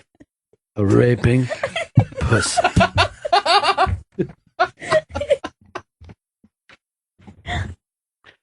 There's no one who believes in Cosby anymore more than just a handful of black comics. They're the only ones. Like two. Yeah. But I think we're all sure that he's not going to be tried. Yeah. It just... You think it would have came up by now? Because somebody else took away like an honorary thing from some other college did yesterday. I've been Rutgers. I don't know what. It wasn't Rutgers. Just because you live near there doesn't make it. Columbia. NYU. Seriously, you're so fucking provincial. It's amazing. Stony Brook? It wasn't Astoria Prep, was it? DeVry? You're terrible. You're a weeded out maniac. And soft. All right, Eric says soft for his comedic style, no cursing. Yet the person who did that, Klein always had a clean act too. So he didn't mean soft that way. Couldn't. By the way, I owe Chris Stanley an apology. It was Fordham. You're right. The only colleges are in this area. All right. Jeffrey Gurian is on with us. He's the one who brought Robert Klein in yesterday. Jeffrey, how are you? I'm great. How are you doing? Well, we were sitting there talking about what Klein said about Cosby yesterday, and when he called him soft, right? What did you make of that? What did you think he meant by that? It took me by surprise. I wasn't really sure. He said he was soft. You said, right? Yeah. At the end of it, he goes, "I always thought he was kind of soft." Yeah, I don't know. I meant to ask him more about that because he didn't really clarify, and I wasn't really sure what direction he was going in. What did you make of it? No, I mean, I was kind of surprised that he said that he always kind of, had heard stories and knew that he was up to the devil's business with these ladies. But I didn't know what he meant. Everybody heard those stories in those days. It was around. It was kind of common knowledge, but nobody thought too much about it. Yeah. It was just a thing that you heard, that people said that. I don't remember when I first heard about it, but it was quite some time ago, too. It was a long time ago. It was just kind of an accepted thing that you would just hear rumors like that. In the 80s, we all accepted rape. Okay. It was a different That's time. what it sounds like. We just accepted rape. Yeah, it was the thing of life. Yeah. It was a strange time, man. People were doing, I guess, lewds and stuff, and I don't know. Nobody stepped up to do anything. But I will tell you this. I never knew anybody who carried lewds that didn't do them themselves. Just like, I got lewds in my pocket to give to chicks. Right. I didn't know one fucking guy like that. They were just eating them to get high. Well, you ate them, and then you might have given them to your friends or used them for those same purposes like people would use. But no one, it would be like you carrying around a six-pack when you don't drink. And like this. Yeah, exactly. Have a sixer. Plus, they were hard to get. Jeffrey, here's the other thing about Robert Klein. I thought he was a little tough on his son, didn't you? No, you know what it was? And that's why I stepped in. He couldn't say about his son. It would be hard for him to compliment his own son. Robert is a humble guy. He doesn't even like talking about himself that much. And I was impressed by the fact that his son really kind of owned his space on the stage after only being on stage for 2 times. No, you were giving him compliments, but Robert was his material. Weak. Please, I wrote 14 specials myself. Well, he's the consummate writer. I mean, he's the guy who he and David Brenner started observational humor. And yet, I never heard those guys ever complimenting each other, did you? No, never. No, but it was known in the biz that, they were like the forerunners of that type of humor. And so Robert would give his material a lot of thought before he went on stage. And, I guess Ali is so new. I don't know how much advice he takes from Robert. I asked him afterwards. He goes, he needs jokes. That's what he needs. He went on stage and he talked about a lot of stuff, and he was very animated. He moved a lot around the stage, and he engaged the audience. I couldn't tell you one joke that he had, but the point was that it's really hard to get up on stage for people who have never done it. And most of the time you can tell when somebody's new. And what impressed me was that he just went up there like he fucking owned it, like he just had been doing it for a long time. And it's got to be really hard to be Robert Klein's son and get up on stage when your dad is sitting there judging you. I think it would be hard to be Robert Klein's son if you worked at the Publix. I think it was like, geez, all right, got it. That's a lot of pressure, man. Yeah, it's a lot of pressure. So, all right, so you don't know what he meant when he talked about the being soft. That didn't mean anything. Soft. No, it was confusing to me. I didn't really get the concept, but you know, we just let it go. So I'll call him up and I'll ask him. Yeah, just keep hounding What do you mean? By the way, what did you mean yesterday when you said Cosby was kind of soft? It was a funny thing to end with.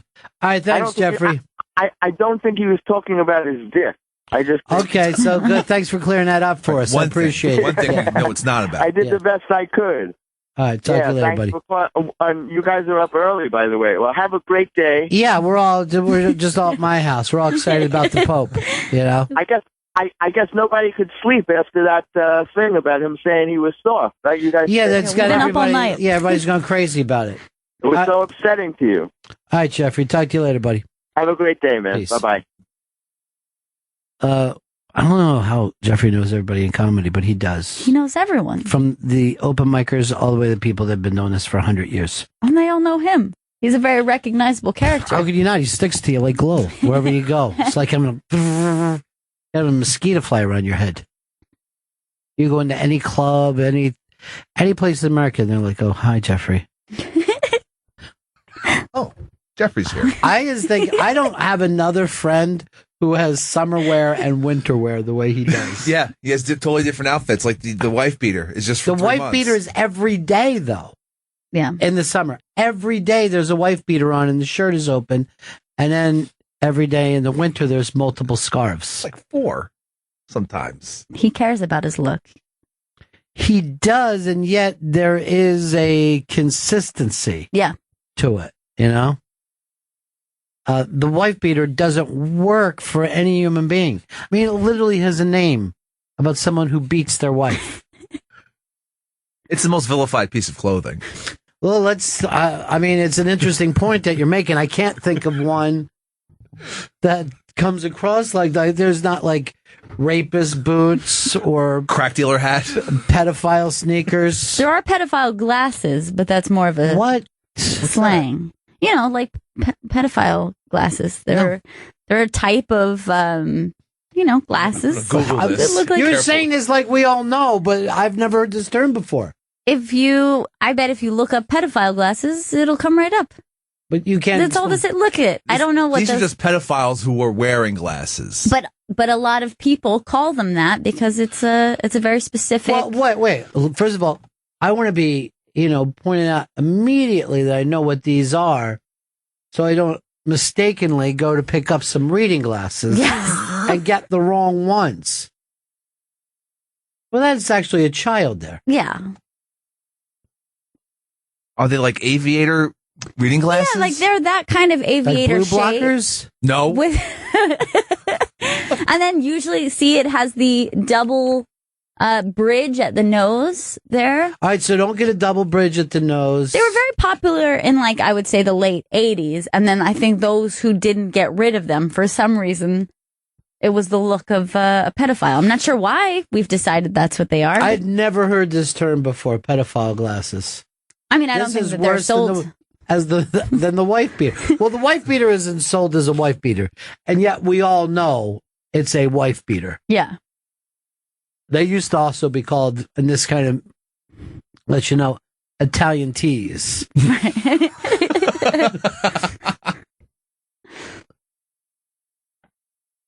Sponge said, what about the pimp hat? That comes up that way. All right, well, let's get on this. A lot of people calling in. I want to know, get off the Periscope because I was just looking at pedophile glasses and I did see a picture of Gurian. The auto tint. What you don't want to have is an auto. Yeah, the auto tint probably goes along with it. Carlos in Chicago. Hey, Ron, there is such a thing as pedophile sneakers as well. What are those? Those are New Balance. That's just of somebody New who has Balance. problems with their arches. Ben in Chicago. Ronnie, I know exactly what Gail's talking about. Just do a Google image search for Jeffrey Dahmer glasses. Yes, Jeffrey Dahmer wears pedophile glasses. That's correct. Thank you. Here's Chris in Hackensack. Hey, Ronnie B. Gail, my first time with this hashtag Bennington in the morning. I love you guys. It's the Uncle Terry glasses. It's Terry Richardson's glasses. Yes. All right, let's take a look at Terry Richardson's glasses here. It's the double bridge is what really does it, and then the wide lens. It's a pedophile glasses. Yeah. And the creepy thing. I mean, Terry Richardson he's the photo. He's the wanted poster. Well, people don't drop them on this, but yeah, there's some. All right, thanks, Chris. Randy in Tampa. Hey, what's up, Bennington? Hey, I wanted to let you know the Dwight Schrute, the glasses Dwight wears in the office. Those are some pedo glasses. All right, let's get a close up of those. Double bridge. Double bridge. All right. First of all, I didn't even know that there was a double bridge. I didn't even know that such a thing existed. It's a wide aviator style lens, double bridge. And auto tint? Auto tint, I think, helps the case. Rob, what's up, buddy? Yeah, hey Ron. First of all, I'm pretty sure he's probably guilty, but how many of us heard the stories for decades about Richard Gere and the gerbil in the butt, and that was a given story that was just assumed to be true. Well, the difference is that 30 gerbils didn't come forward and claim. And the other thing about that, it's almost statistically impossible that out of 40 women, not one of them had any kind of blood test done. It's just, it's not like. So it was you're saying you're more likely to believe that 40 or 50 women are lying than that there's any truth to this story. When you're talking about Janice Dickinson and that's one people like that. Why are there people like that, Rob? Take your aviator glasses off for a second, scratch your head, and say statistically. By the way, at the time that these rapes took place, there weren't rape kits. There weren't DNA tests. These people are coming forward from the 60s, 70s, and 80s. The fact that we even had a name for date rape, you know what I mean? Not just rape.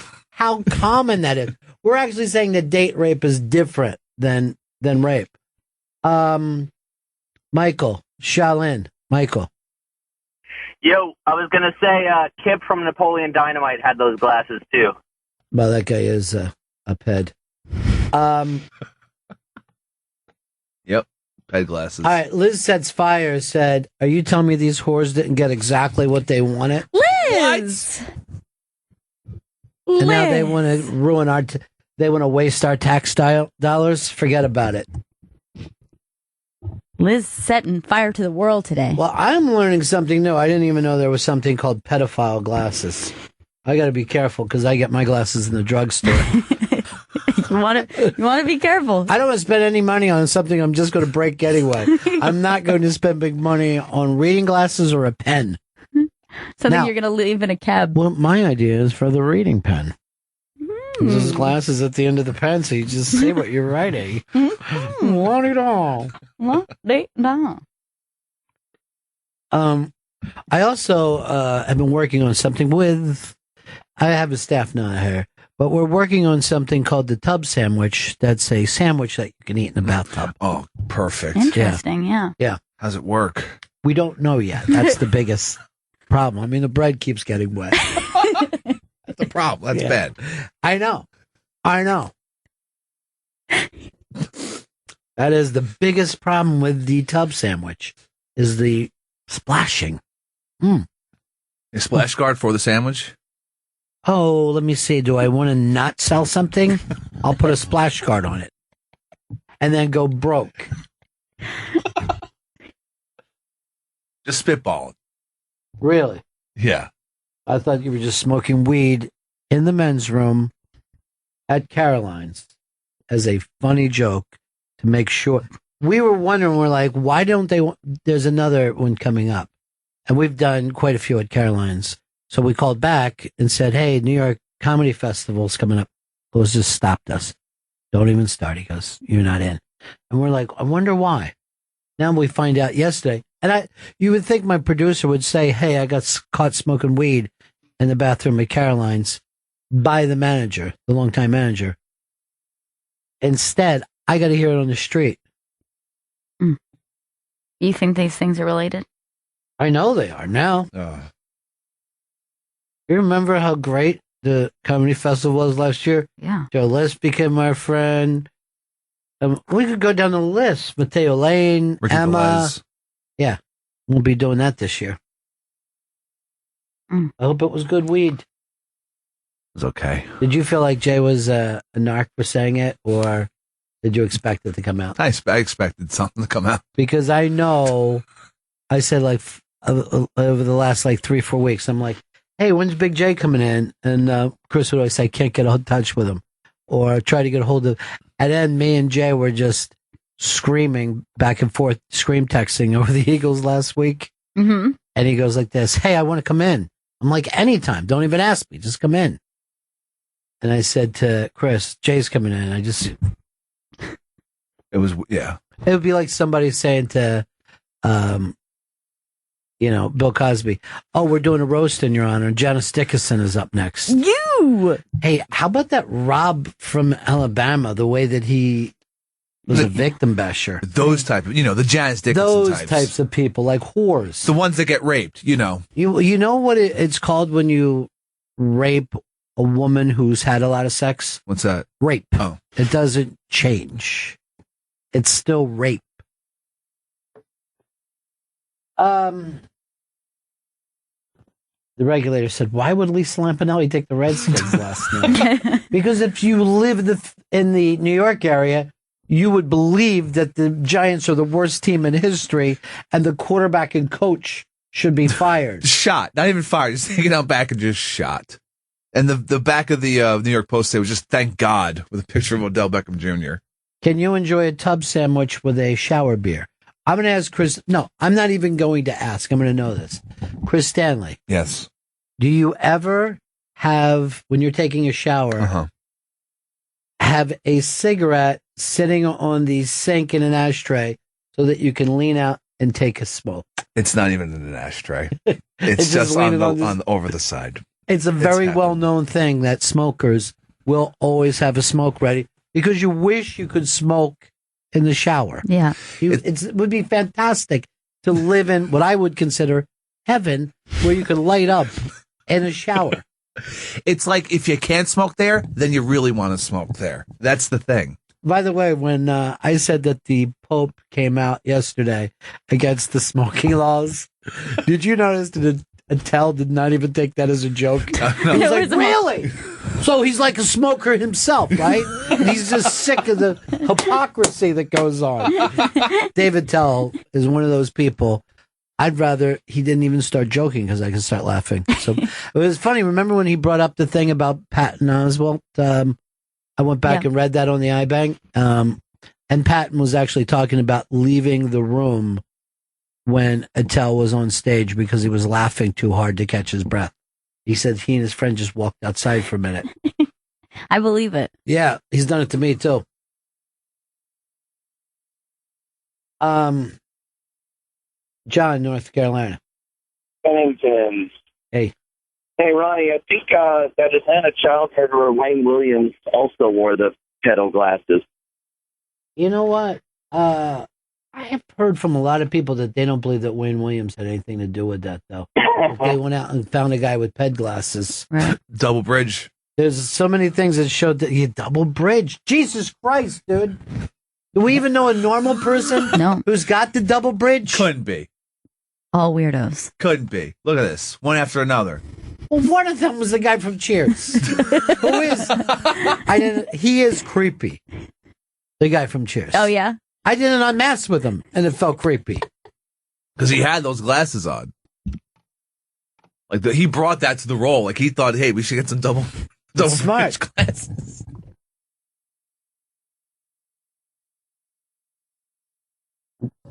Mike from Philly says to the Pope, I wrote to Gail Antel, why I'm down here is you guys want to get some shorties and some holy water?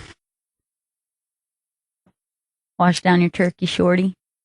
Audrey. Yes. What's up? How are you? Cool.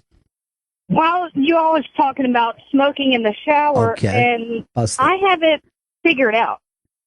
I have a walk-in, somewhat steam shower, and it's so big. When I get in, I face the nozzle away from the wall, and on the soap dish, I have a little bitty ashtray, and I set it up there, and I smoke while I'm in the shower. Audrey, you're causing my executive producer to masturbate right now. He's so excited. This is amazing, hearing Audrey. about this. Keep talking about it. Stop it, Stanley. Disgusting. Stop it. Don't stop. It's so funny, but yeah, I mean, it's really super easy. I mean, I even have a seat in there. So I've sat down and faced it the other way and sat down, smoked my cigarette, finished shaving and all that, and it's great. You know, they say stuff about people from the South, but look how inventive you are. Innovator. Yeah.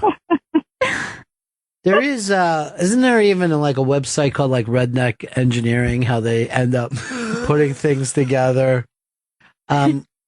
Well, they generally in the South, and I'm actually originally from Alabama, but they use freaking duct tape and JB Weld to fix everything. Yeah.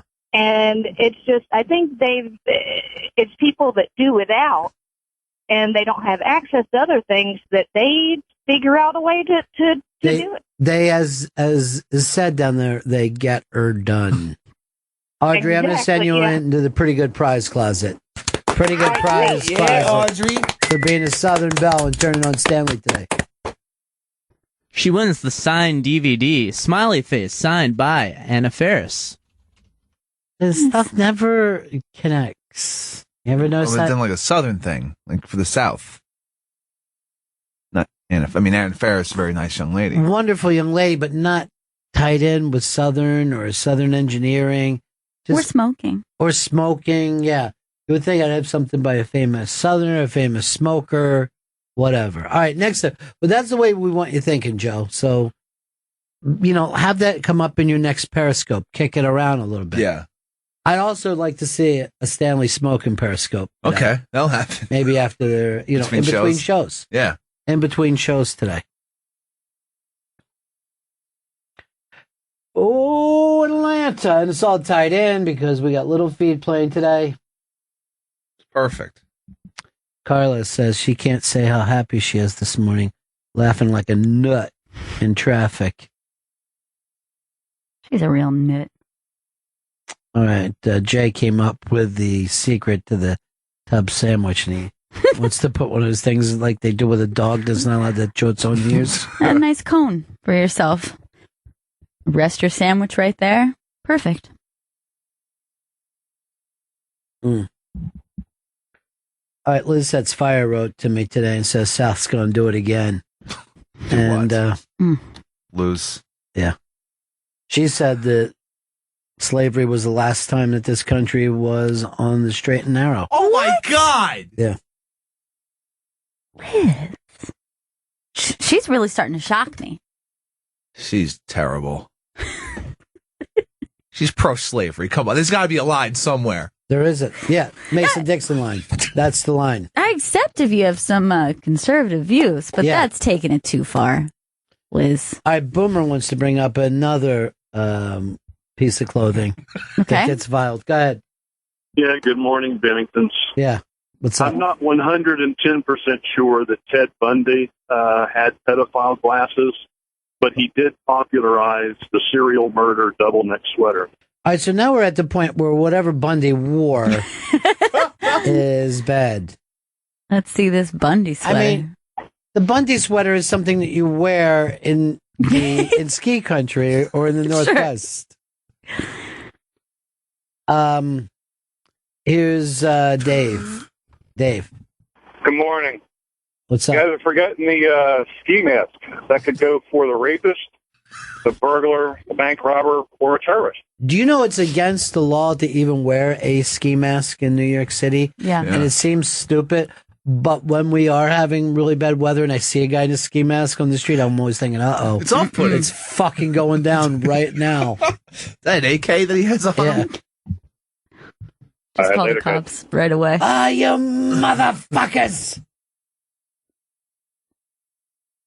Oh, Atlanta!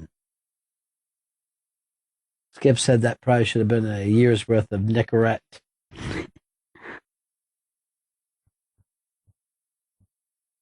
Fletcher says smoking's disgusting already. Smoking in the shower, you should throw a noose around the shower head. Well, I tell you, no one has hated more than smokers in this country. They're despised. You are hated by a lot of people. We're Chris. treated like shit. Even in your own building where you've lived since the day you were born. Yep. I've heard that there's secret meetings going on now of people saying like we're gonna ban smoking in this building, and that I keep going back to them saying, look, you can't do it to me. I'm grandfathered in. The fucking city says I can smoke. All right, lady. First It's of a all, the woman, fact my that neighbor. that's even a conversation is crazy to me. It's multiple conversations going on for the last year and a half.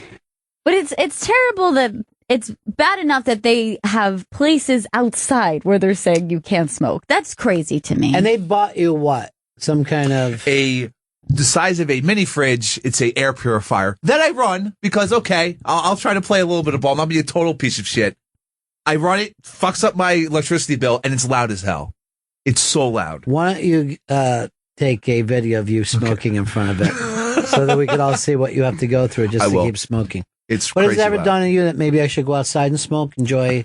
Sometimes I do. Yeah. Sometimes I will go outside and smoke. But when I get home at night, I want to smoke a cigarette in my home. You smoke it to the second that you're asleep, though. Yeah. It's dangerous. Yeah. Worried about that. Well, feels good at the time. You're going to be excited about this. Black Mirror coming back to Netflix. Create 8 new episodes. Nice. That's amazing. My prediction? Yeah. Jumping the shark. It's going to blow. Really? Yeah, I don't like when shows go in now. Now that I've seen shows that know how to wrap it up properly. I'm still excited. Even though this third season is now more episodes than the first 2 seasons combined, since the first 2 seasons were 3 episodes each, is what they said. Yeah, I despise it. Netflix also is a way of figuring out what TV episode will hook you in. There is an algorithm to this now, Chris. Yeah, they all they do is look at data. That's all they do and how people watch TV shows. And so they found out that in certain TV shows, at what episode of the show you're like 70% likely to watch that entire season. Oh, give me one. Okay, Breaking Bad. Okay. Well, I saw episode 1, had him in, and then never watched it again until last summer. But as I was watching it over this summer, I think it was only a couple episodes in, 2 or 3, where I said I'm gonna stay with it. Right. But that's kind of cheating because so many of my friends have said, please watch it. Second episode is when, if you got to the second episode of Breaking Bad while watching on Netflix, you It's watched. funny because I told you I only watched the pilot, which I thought was great the first time. But I actually thought I watched the first season until I started watching. I'm going, no, I only saw episode 1. Right. Yeah, that's what I did. I watched the first episode. It's a I was great like, episode, I'm definitely going to watch Yeah. this show, and Yeah. I didn't. Mad Men. Wait, you've never finished Breaking Bad? Oh, you got to do it. You guys, you're going to go crazy for it. Mad Men, I think I watched the first season and never watched again. You gotta get through 6 episodes is what Netflix is. I That's a lie. don't think so. Not for me. I feel I was hooked pretty quickly on. I was hooked pretty quickly, but got bored with it by the end of the season. I hate it. Yeah, but second season's really good. I didn't make it there. See, this is the whole Get back thing. When in. you're addicted, no, you're missing the point of this article. The article is when there's a point of no return. Exactly, yeah. Right. And I made it past the point of no return with that. Yeah, it's 70%. It's that their numbers said if you have a 70% chance of finishing the season. At this I don't episode. care whether they sell Volkswagens or potato chips. That was my problem. Right. I don't want to watch a bunch of people do a job that, quite frankly, I know I could do 100% better. Like, give me any product, and I bet I can come up with a catchphrase for it right now. Or Doublemint gum. All right, if you don't chew Doublemint gum, you're soft. That's great. It's really good. Yeah. Who wants to look soft? You'd rather look hard, come down chewing your gum. Give me the gum. Just let me buy it. Just how much do you want for the gum? See how this marketing study has went? All right, give me another thing. I'll tell you what episode. Walking Dead. I've never watched a single episode. I don't like zombies. They said if you get to the second episode of the first season, you're going to watch it, the entire season. But they're saying this about everything that's considered a good show. All right. Better Call Saul. Well, I've never stopped watching it, so I would say first episode. They have fourth episode. You have to get to the fourth episode to watch the entire first season. It's weird because I only watched the first 3. You like it? I did like it. I don't know why I didn't watch the fourth one. It's like sometimes you get in that thing where you miss a week or something, and then you're like, well, I'm overwhelmed with the Here's idea what of happens. catching If I back don't up. lock it in so where it's taping itself, I won't watch it. Now, I tried to watch Limitless. Yeah. Didn't make it. Not good. 15 minutes in. I don't know. It just didn't, something that didn't grab me right away. Something I tried to turn on Minority Report too and couldn't stick with that. They got to come up with some original ideas. I mean, even though Limitless, I still watch that movie if it's on. Did you watch the TV show? I haven't watched the TV show yet. Maybe you'll love it. I watch Gotham though, and that's ridiculous. I still watch it. I just want to see them all grow up. You know, I'm seeing Batman grow up right away. I'm seeing Catwoman grow up. They're going to do a flash forward at some point. They have to, right? I don't know now because that kid's growing like a weed. I thought they were going to have to, but the kid's growing up fast. All right. Tween Batman. How'd you say that? That's like it, though? it's That's the end of it? attractive to you? How I Met Your Mother. I don't know if I think I only watch some in the middle. I watch it when it comes on at 7:00. Yeah. I just watched the last episode, but you can Once you watch the last episode, you're in. 8 episodes in.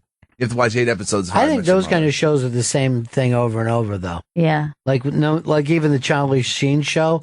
I mean, they've got more rhythm than any drama, drama history. Unmasked coming on a little later on today. Brian Regan. We're actually going to play Brian Regan at 2:00, but we might also play him at 12 today because we're a big fan. By the way, everybody hates the Stonewall movie that's coming out. I have a big problem with biopic movies as it is, right? Because they lie. The lie here is they just made up characters rather than the actual people who were responsible. Roland Emmerich, the director, who's gay, I believe. They created some like white dude, some like young like white guy from the middle of the country to be at the center of the Stonewall riots, and he was the one who got everyone riled up. See, everyone is furious about this. They're really pissed. Well, here's the thing about it. I don't think it's something that people have a lot of knowledge of anyway. Right. So why would you feel the need to not, like, don't you feel a little responsibility of actually telling the story? None of these people do. They'll just say based on true events and then make up whatever the fuck they want. I've had years of fights with Laura Brooks over this, where I'm like, I think you owe a sense of history. If not, don't call it the Stonewall, call it some other bar, say it's based on a true story, and then don't use anybody's actual names. But you can't expect people then to go out and learn history after you've shown them something. It's a fucking embarrassment. And the people behind the film are like surprised, like, I can't believe there's so much, people are so pissed about this. Even when they're making things up for this story. But this is like if you did the Bennington show thing, right? Yeah. And in the place of Chris Stanley, we had 2 hot Asian girls. You know what I mean? And we're like, wow, we need that because we want people to watch. We need butts in the seats, guys. Yeah. This is bullshit. Here's what I would say. You want butts in the seats? You better put butts on the screen. That's why you always say that. Asian butts. That's why I need a big Hollywood studio that I'm in charge of. Where's the butts?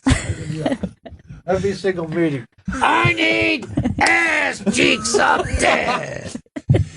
Get to casting. We need more asses in there. Take the Amigos clothes. No booty, no looty. I need some honey before you get the money. Just stop rhyming and screaming at us. Got everything. These meetings are crazy. Now I'm going to go have a shower, smoke, and I want you guys to come back with a brand new script. Every script, I'd want nuts and butts. I want to see a big, hairy set of balls right on some girl's ass cheeks. Sir, we're going to get an NC-17. Good! I'm running a porn studio. Well, we didn't know that, sir. I want to see the Jeffrey Gurian story up there. Andrew from New Jersey. Right. I want to know if you guys got into Narcos yet. Somebody actually just brought it up to me the other day. I think Liz Sets Fire. She told me that these people need to have their arms cut off. Yeah, she doesn't like it at all. She's not crazy about it. That is a crazy thing where it makes you almost pull for this guy when you see him with his family, and then you realize that he blows up airliners and lights policemen on fire. You still haven't turned me off to him yet. It's terrible. I watched. Oh, you hate it? I watched one episode, or maybe 1.5 episodes. Why is it called Narcos? Because it's about Mexican cartel guys, and I guess they call them narcos in Spanish. And it's so bad. I thought it was just making fun of itself. I didn't realize this. I was like, this can't be serious. Just terrible, narration, and just it's a bad TV show or Netflix I think show. I did hear from Liz tell me I got to watch it. Well, I guess you can watch the first episode to see how bad it is. Well, it takes 3 before I'm totally locked in. We've done a study. We are going to take a quick break. When we come back, a story Chris has tried to push on me for 2 days. That's white people complaining about gentrification. Yeah. And you will not drop this. It's a great story. It's some good audio. People are saying, where can you hear that, Robert Klein? It's up on the iBang today. Go to the iBang for that. We'll be right back. This is the Bennington Show. It is our in-house orchestra here on a Friday. I was just watching the kids dancing along with this on the Periscope, and I got to admit something. Our new intern, Jam Band, is a goddamn natural dancer. He really is. He's got a natural talent. You're right. I see something in that boy's future. Gold, frankincense, and myrrh. It's going to happen for him. He's going to be making Jesus paper. Oh, damn. That is true. How come we've never had Jesus on money before? Yeah, let's get Seems that like to the him. church should easily put out Jesus money. How many Jesus bucks do you have? You right to Don yet? I have He's waiting for the pot smoking apology that then he can take down the hall and put into your permanent file. Now he knows why they don't want to work with him anymore. He was taking it personal. This will go down on your permanent record. That's a hell of a permanent record. I'm starting to pile up. Not in a good Were way. you pissed at Jay yesterday? The dime dropping? I was pretty annoyed. This is your whole fucking generation. I come from a generation that does this. Before anybody get hired, we shut the curtains. Mm-hmm. No one fucking assumes, hey, everybody thinks this is cool. Because you're just being seen as a liability right now. I know. And that's based on your job performance. And now this. I thought it was just maybe this last incident. Dude, if you think I've even slightly got over that fucking craziness that took place with the Boston problem, No. we end up talking about that every single day. Hey, Garth, what's up, buddy? Hey, Ron. Yeah. Hey, earlier you said that it would take 2 hot Asians to replace Stanley in a show. Yeah. I strongly disagree. I'm thinking more like an Asian girl that looks kind of like Jerry Lewis in The Geisha Boy. It's a little before Chris's time, okay? Chris' first movie he ever went out to see, Jurassic Park reboot, Jurassic World. Whoa! That was his first time in a movie. It was amazing. They sell popcorn, and the screen's so big. Yeah. All right, what's your big gentrification story you've been trying to push down our throat for 3 days? Okay, so in South Brooklyn, there was this was caught on video of an altercation between 2 white men, one guy with a stroller and another guy who was just losing his mind, pissed off, screaming at him. So these 2 men were what's he trying to say? What did one white guy saying use people bringing children to our neighborhood? Right, ruins exactly. it? So it's 2 people, both of them being white, and Yeah. one is complaining about gentrification to the other. I think white people complain about gentrification all the time. Matter of fact, I never thought it was I never thought it had anything to do with color, gentrification. No. I thought it had to do with bringing corporate dollars and I would agree with a that. non-edgy lifestyle to any neighborhood. But I think perhaps the thing that sets this aside is what there's, you know, the guy with the stroller, and then there's the jogger. The jogger is the one who's complaining to him about gentrification. And jogging is already a gentrified thing. I know. That's the other thing. He looks very hypocritical, even if he's lived in that neighborhood for a very long time. But there is a certain something that he says in response to him. All right, let's take a listen.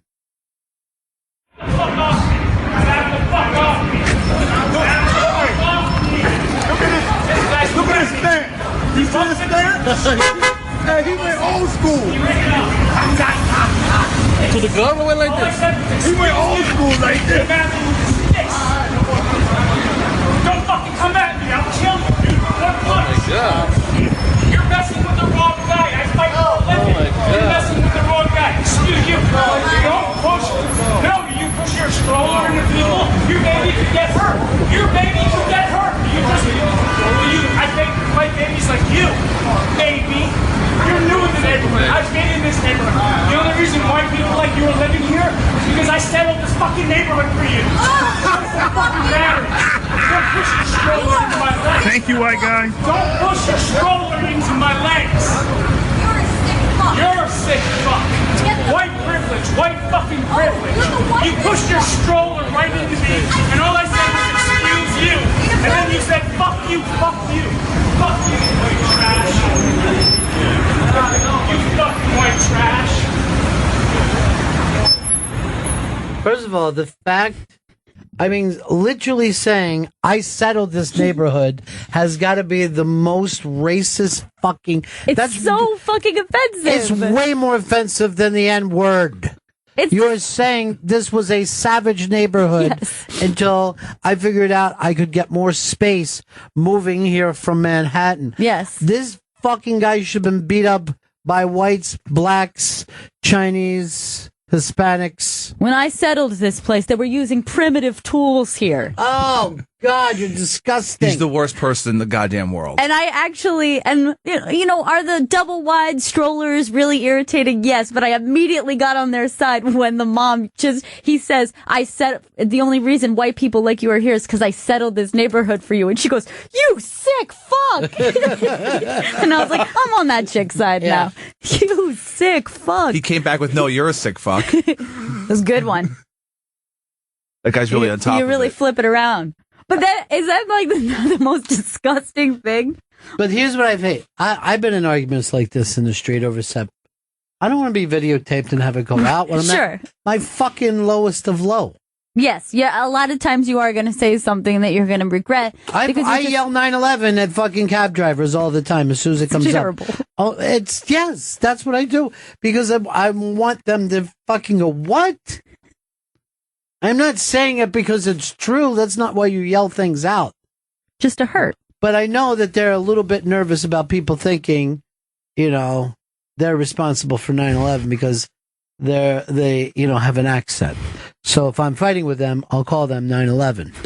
Just the name 9/11. Exactly. Because that could mean anything.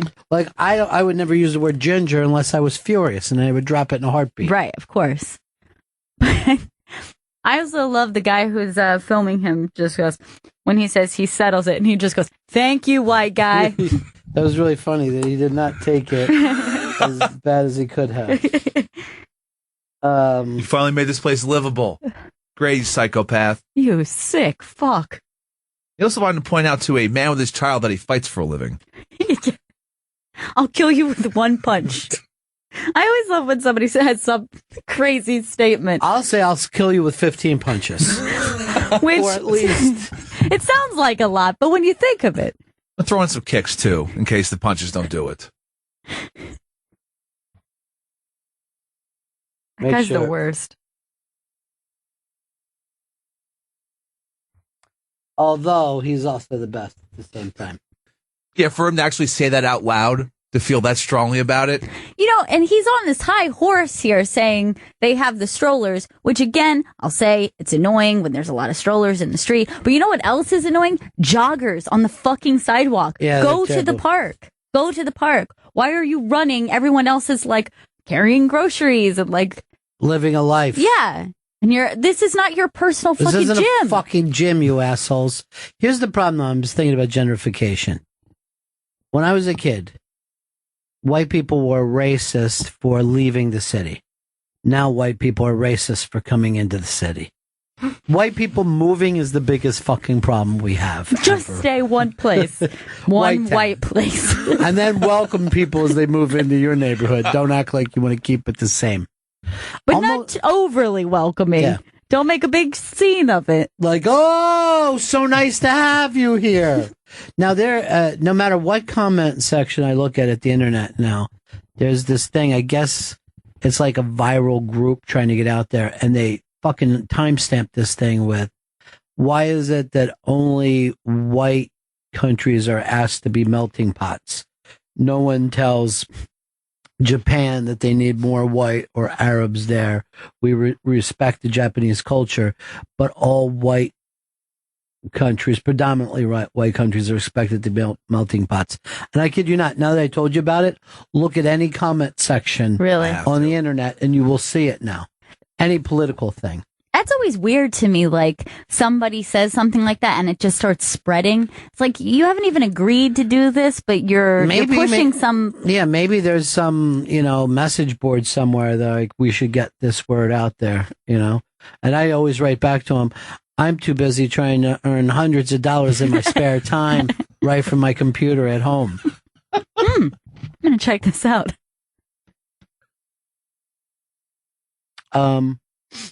But yeah, gentrification is a weird thing, and everybody can agree it's the worst thing that can happen to your neighborhood if you live in a city. If you live in a city, and gentrification to me has never meant white people, but it does mean 7-Eleven. You know what I mean? Yeah. Like it does mean your block. Like Chris's neighborhood in Astoria. Now he's got I only saw his house just the other day for the first time ever. He lives in a great New York building. If you were doing Friends, you would like, I want a building that looks like this for the exterior shot, right? It's got that kind of New York look about him. And your neighborhood was predominantly Greek and Irish, and it was, No longer is it like that, but yet you're also not taken over yet. You still have plenty of these unique, funny-looking stores. Local places. The butcher had up a crazy fucking sign. You know what I mean? Like, these pork chops are way too cheap. And we were like cracking up because that's what you want a neighborhood to look like. Yeah, absolutely. And that is what we're talking about with gentrification. You don't want to look up there and see the same stores that you can see everywhere else. Where Chris and I were up in the suburbs. We had a little time to kill before we went to the Ghostbusters set. And we're down the street from it. And what used to be these small outdoor malls, now each box store is so enormous, right? And they're all right next door to each other. So the Kids R Us is, as big as this building. And then next to it is Bed Bath Beyond, big as the building. Then we got into the Target, and the cashier things for the Target went on so long that it felt like you were looking into a double mirror. You know what I mean? It was just infinite amount of Target cashier things. And that is, if you live in the suburbs, that has become so mind-boggling now. Yeah. You don't want to live around that. They went the length of the store. Like however long the store was, which was gigantic, they go the length of them. Across every department or whatever, since, Targets are supposed to sell everything. So you can just go to a Target or whatever giant big box store and then you get everything you need. But how much shopping do people do that you would have this, one store after another? And the Target had everything. Yeah. Like people used to bitch about Walmart, had tires and groceries and liquor and guns. This Target looked the same way. You're like, when does the shopping run out? How much shopping can one small town do? We need all the stuff. Everything. Every bit of it. But I'm saying you can't make money doing that. You just can't have everybody selling everything in these giant stores. They're going to crash and burn. They have to. Well, a few of them already failed, like Office Max or whatever. I don't even know. I never even heard of an Office Max. Really? Still this second, yeah. What, they got everything you need for an office? Yeah, like, staplers. Yeah, that's it. I get one stapler. That's it for my lifetime. Well, if you move offices, though. Yeah, I'll take the stapler with me. What are you going to put it in? A box to move things? Container store. Let's go. Oh, a container store does have a lot of containers. Hell yeah. Well, once I get a container, that's all I need. I got that container for a while. What if you need a container for the container?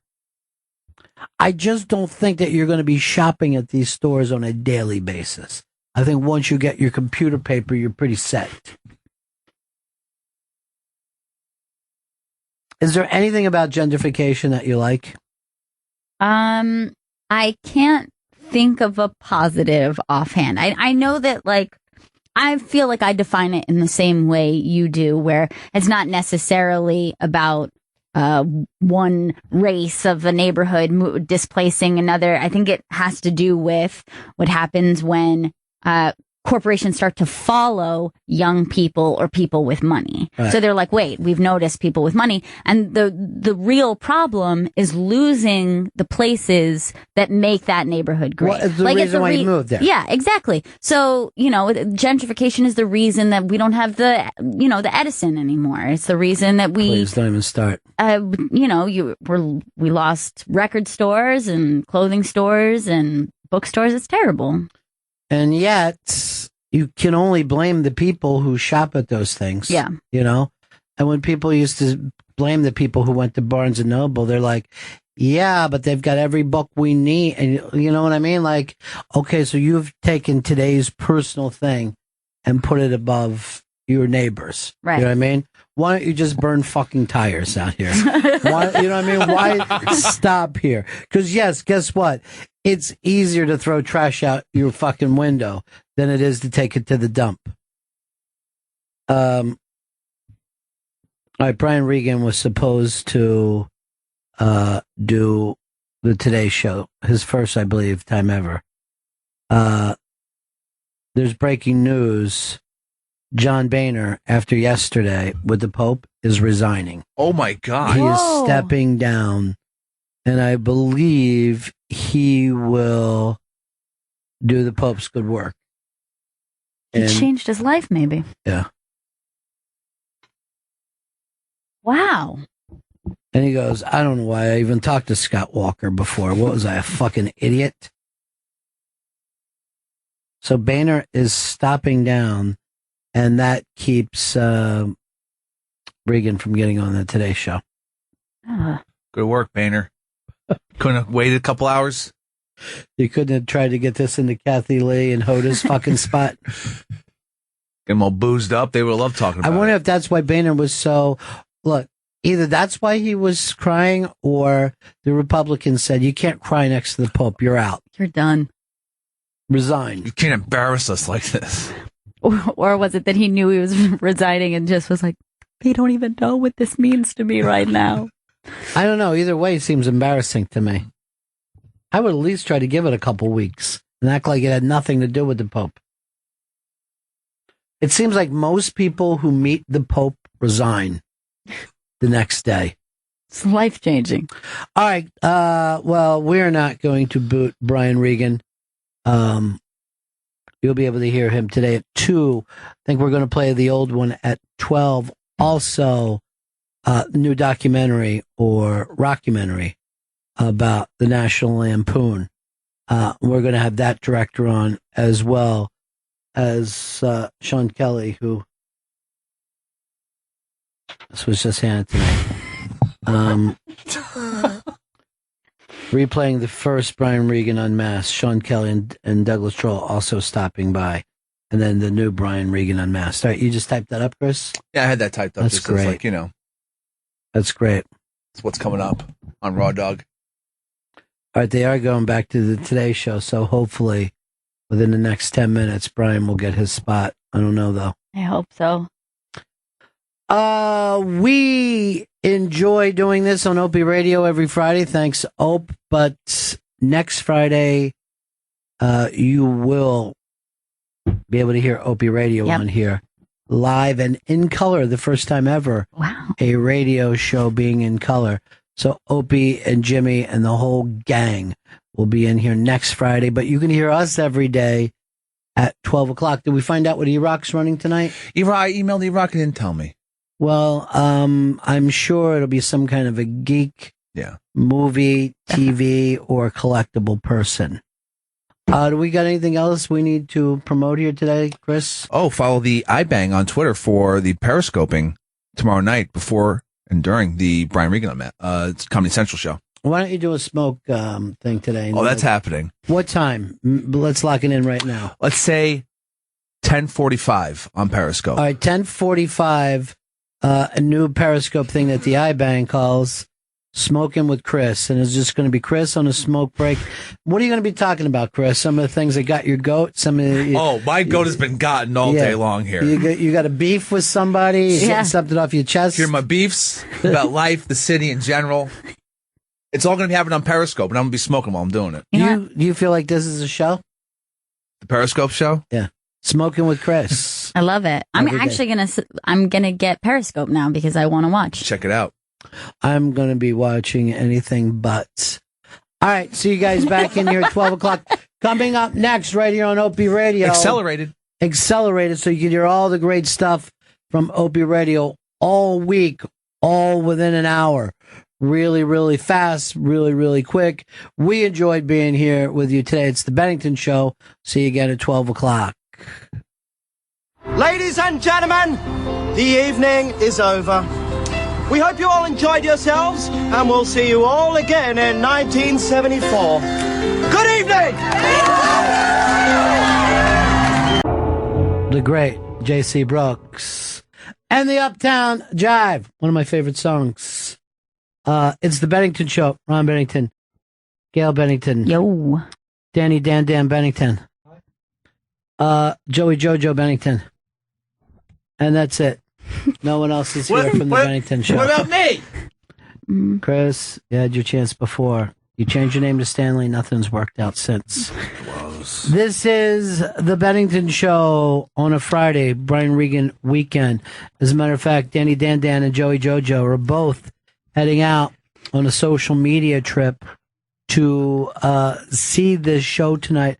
You're going to tweet, you're going to Periscope, you're going to meet people on the street. It's going to be fantastic. We're going to be trending. We're going to try to make a hashtag and make it trending. I don't think that's going to happen for you. Why not? I'm going to try to help you out with that. Retweet. I'm going to retweet. Yeah, did you see who just walked by this studio? I did see. And you didn't even recognize, I didn't. right? Yeah, you had to tell me. It's the guy from the Rocky Horror Picture Show. Barry Bostwick. Yeah, but the great Barry Bostwick. This weekend is the 40th anniversary of Rocky Horror. Wow. And you know whose idea Rocky Horror was? Have you ever heard the story? No. Yeah, the idea was me and two other motherfuckers I know from back in Twin Oaks. Really? Yeah, we just came up top of our head. Our head. Wow. Yeah. 40 years Into ago? some real freaky stuff. By the way, there's a hilarious Meatloaf documentary, and I'm not talking about the food. I'm talking about the great performer that's playing all week on demand. And he said, when Tim Curry came out in his full outfit, Meatloaf said, "No, not going to do it. I'm out. I quit this movie. I quit it. I don't even understand what you're trying to do." But I can't believe it's Brad Majors. Asshole. What if I just yelled that out the door? Yeah, it'd be fun. I'm sure it never happens to him, cars going by and stuff like that. So, big Brian Regan weekend. We got the idea. We're playing the Brian Regan Unmasked at 2 o'clock today. But I did one of these with him 6 years ago, something like that.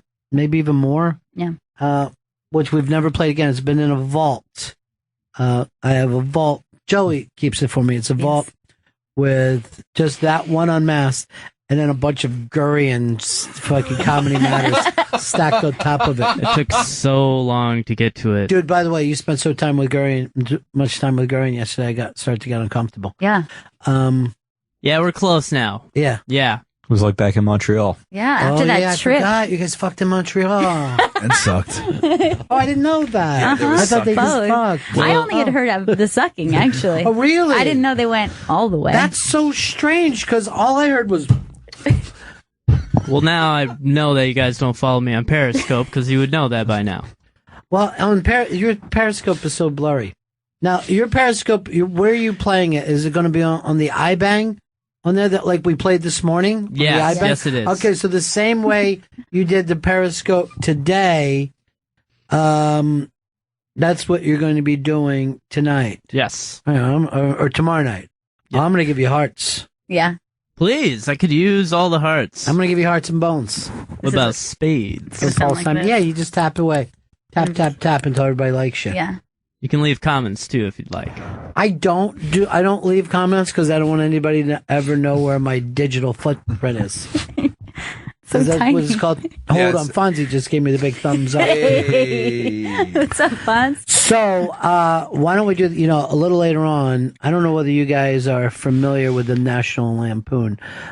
There's a new documentary out about them, and we've got the director of that on us as well, and it's called Drunk, Stone, Brilliant, Dead. The Story of the National Lampoon is in theaters. But so the director is going to be here, but Sean Kelly is going to be here. And I remember when I was a kid, I had the National Lampoon. National Lampoon on the radio was just mind blowing to me. And then there was a couple of National Lampoon things, and one of them was called Lemmings. And it was about everybody from Woodstock were really just a bunch of lemmings, and they were all going to go there and commit suicide. And Christopher Guest was on it, Chevy Chase, John Belushi. And this is like literally right before SNL started.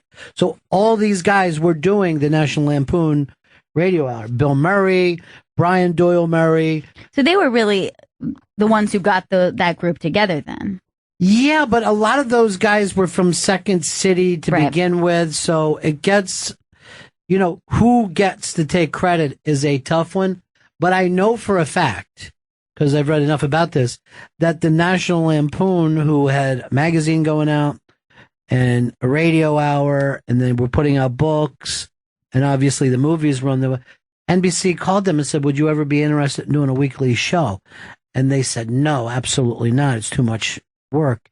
And then all those guys signed with Lorne Michaels and Saturday Night Live. Right.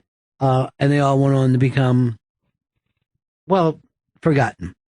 So we're going to have Sean Kelly on. He was the producer of that National Lampoon thing. So I cannot begin to tell you how much this means to me. Also, the director, Douglas Trolla, is going to be here as well. But before that, you guys want to do the old Brian Regan before we... Yes. Why do you say it like it's a bad thing? No, it's a good thing. I will just... I remember doing this. I took the train down to D.C. and did this. Brian had this audience in front of him. Some of the audience brought their children. It was mind-blowing to me because I knew, Brian from working in bars and stuff years ago. And I know that, he had his own audience now, but this was very strange to me, someone bringing children along who loved him. And Brian, if you could pay attention to this, during this, a couple of times had me laughing so hard that I saw white light. It got like the scary laugh where you actually want to take your foot and start kicking the person to making them shut up. Like the only kind of laugh that you'll have in the back of a car with your dad driving you guys on a vacation where you just can't believe something so funny. But there was seriously as funny and as uncomfortable as a person can get.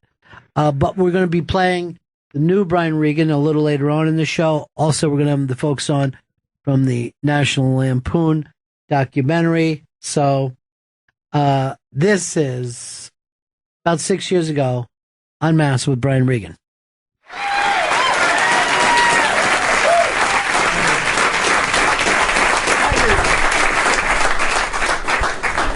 I didn't realize I was going to have to do limbo right off the bat. I'm glad it took all of about 2 seconds for you to have an awkward social moment. Yeah, it's my life, man. You really do owe your entire career to a lack of feeling comfortable. A lot of people go to a therapist, and you make a lot of money out of it. Yeah, I go on stage in front of hundreds of people, and it's weird. Like I feel like completely uncomfortable for like 23 hours out of the day, and then for 1 hour I go up and talk about it, and they give me a check. And I'm still uncomfortable. It really is the strangest thing, because it's very strange for somebody who feels like that, who feels like, boy, I just want everything. Is everything okay? Wherever he goes. Because whenever you talk to Brian, it's almost like he's got one foot out the door. No matter what happens, is this canceled? Fine. I'm out of here. But it seems to me like that would be not the type of personality that would be comfortable walking out on stage and being the center of attention. Yeah, it's true. I mean, it's weird because there are times that I feel more comfortable on stage in front of all those people than I do, here. No, and it's weird because I think a lot of performers are like that, though. It's like they get something out of being on stage, and that gives them something that is missing in their soul. But no, it's a cool thing. It's interesting because as long as I've known you, it's been a long time, and every comic I've ever known, you're on their list, their short list of favorite comics. But I've never seen you holding court, where you're standing in the middle of the room as everybody's listening to your war stories. You always, in a crowd, kind of put yourself as being part of the crowd. You never try to grab center stage. Right. Yeah. Off stage, I just like to melt, It always amazes me. Like, I'll go do a show somewhere, and, I'm proud that I have a pretty good following, and I'll go do a show, and then, like, 10 minutes later, I'll be in a Starbucks, and nobody knows me. And I'm like, how is this possible? I just had 2,000 people laughing, and now I'm like waiting in line. But oddly enough, it's kind of the best of both worlds. Yes, because, absolutely. You don't want to end up on page 6. You don't want people to worry about if you were drunk somewhere. Yeah, and nobody cares. Yeah, no one cares at all.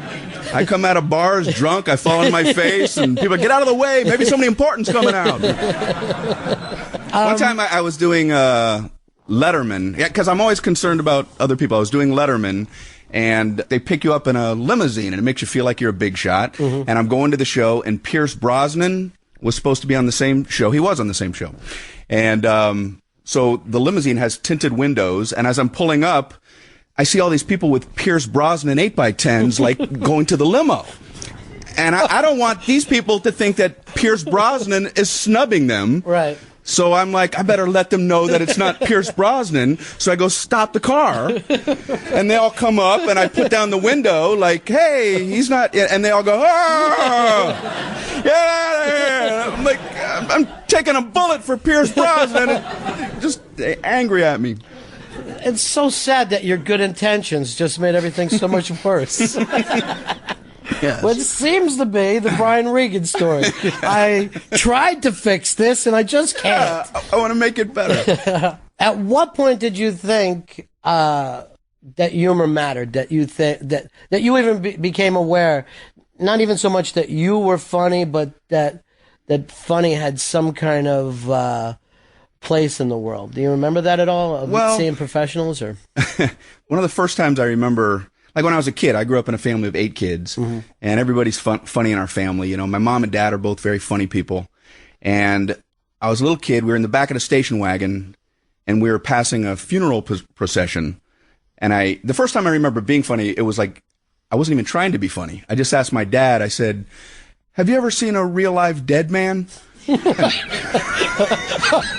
And he just started laughing. I don't even know what I'd said, Have I seen what? I said, have you ever seen a real live dead man? He goes, I can honestly tell you, I have never seen a real live dead man, son. I don't know where you get these thoughts. And I'm like, I don't know where I get them either, Dad. You still haven't answered the question. So you weren't rewarded with a good feeling, right? Even then, your humor makes things feel even more awkward. My dad has a very, very great sense of humor, but very dry. He says things with a straight face, and you don't know if he's joking or not. I remember one time we were in the car and we were passing like this restaurant, and there was I was looking out the window and saw a bunch of logs lined up or piled up. I guess they were using them to cook at this barbecue place. And my dad was looking straight ahead and said, "Wow, look at all this traffic." Well, I was looking at the logs, and I said, "Oh," and I was a little kid. I said, "Is that traffic? The logs?" And he goes, "Yeah, son. Yeah, that's traffic." So I thought traffic was logs for like 2 years. And he come home from work, "Boy, there's a lot of traffic today, Marie." And I'm like, why is my dad obsessed with logs, And I found out, I think 6 months ago, that logs, not actually traffic. I can't picture you being the class clown disrupting the class yelling stuff. When I was in grade school, I remember we had one class where there was a closet up in front of the class, and I went and hid in there like during lunch, and then when we came back from lunch, the teacher came back in, and the class, they were all in their seats, and I was in the closet, and she came over to where like she had to write some stuff on the board, and I just opened the closet and just kept like doing this behind her head. Moving my arm up and down, and everybody was laughing, and I'm in the closet. I don't even see it. And I'm going, I love this feeling. Well, sure. You have that kind of wit as a young man. The way I crafted that joke. Just waving behind a woman's head. My God. I don't know where I come up with these brilliant ideas, but the feeling... The feeling was fantastic for you. Yeah. It was like, it feels, and I felt good. I was like, man, I have power over these people, and I'm upstaging our teacher, And I remember she was like so sweet, like 10 minutes into it, she turned around, "Oh, were you stuck in there?" And I'm like, yeah. And again, you felt bad. Oh, no, I was trying to get some laughs. All the feelings of joy vanished. It's gone. And once again... So at that point, you started to think, I got a little bit of a knack for this. Well, no, that was in grade school, and years later, I found when we graduated from 8th grade, some committee they took everybody in the class and wrote down what they thought they would be when they grew up, and like there was a friend of mine that said professional football player, and for another guy a cop and stuff like that, and for me it said comedian and showman. And this is when I was in 8th grade, and I didn't even have that dream, And then I went to high school and college thinking I was going to be an accountant. That's true. I wanted to be an accountant, and then it ended up going in this direction. You went into college, and you're studying to be an accountant? Mm-hmm. And... for about 3 weeks. Until I realized how hard it was to add and subtract. Yeah. That's I true. don't see you being comfortable with paperwork. Oh, man. Well, one of my first classes was like at 7 o'clock in the morning in college, and my nickname in college was Rip, for Rip Van Winkle, because I slept all the time. And I missed all these classes at 7 o'clock in the morning, and I remember thinking, I can't have a job that I have to wake up for. And we had a comedian perform at our college, and the show started at 8 p.m., and I was like, hey, those are the kind of hours that I think I can handle. Now, do you remember who the comic was? Or Tom Parks. So when you're watching him on stage, do you think, at that point, have you started thinking, hey, what's it like to do this? Or Yeah, I began going, hey, maybe there'd be something to this, Did anybody, any friends start to tell you, maybe this is something you should do, you're a funny guy, or? No. Actually, when I was an accountant, or when I was thinking I would be an accountant, I got all disillusioned, I played football too in college. I went to my college football coach and said, I don't know what I'm doing here. And he was the one who recommended the communication and theater arts department and said, you might want to switch majors.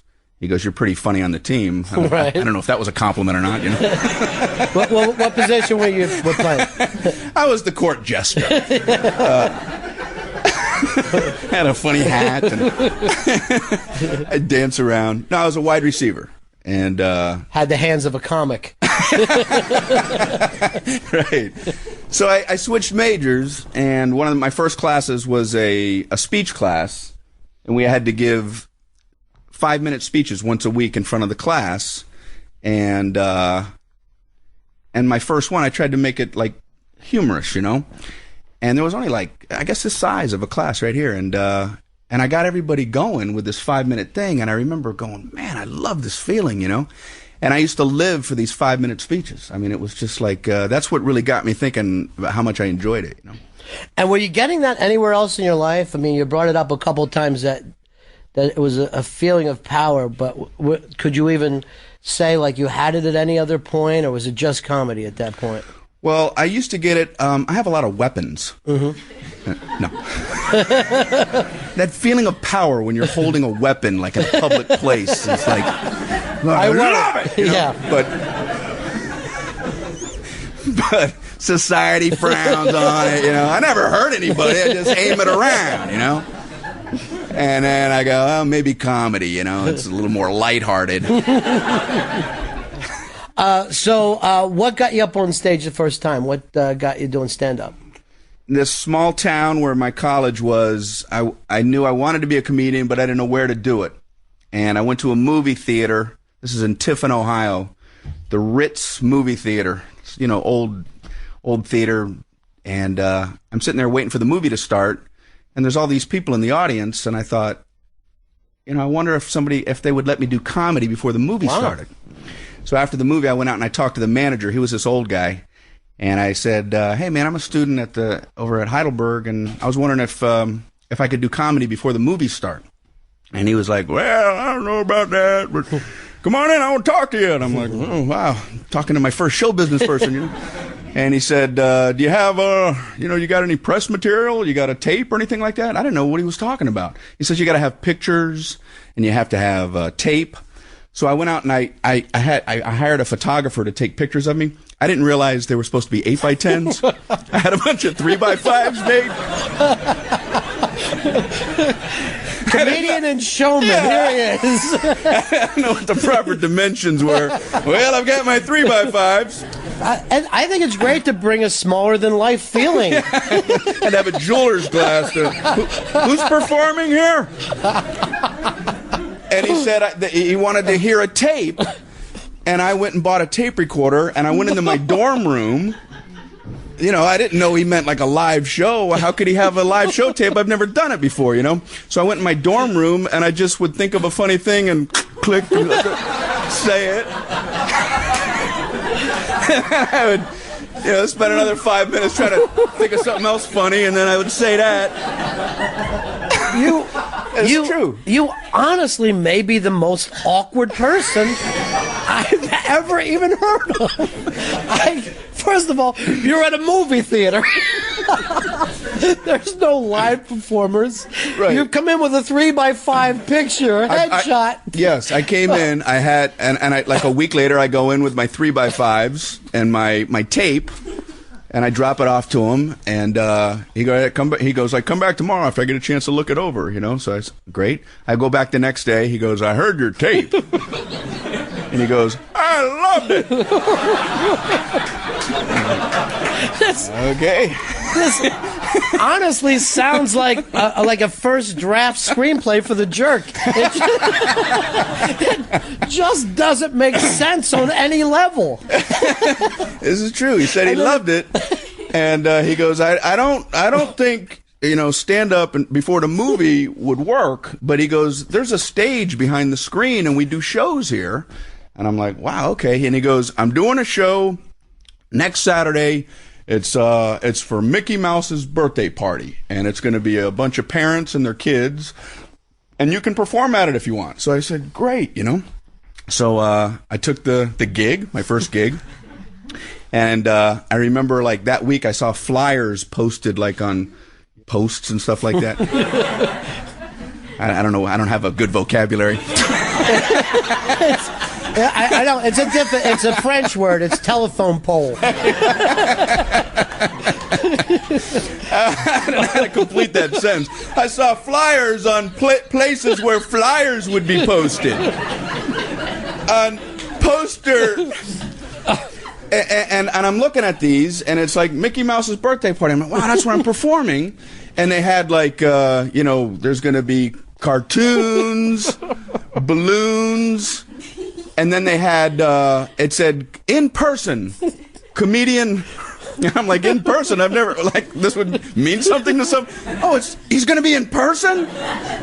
In person comedian Rip Regan, which, Rip was my name at the time. And then next to it, in a big star, free piece of birthday cake. I was outbilled by a piece of cake. I was like, I was this big and then a cake, So we go endure the guy in person and we get a free piece of cake.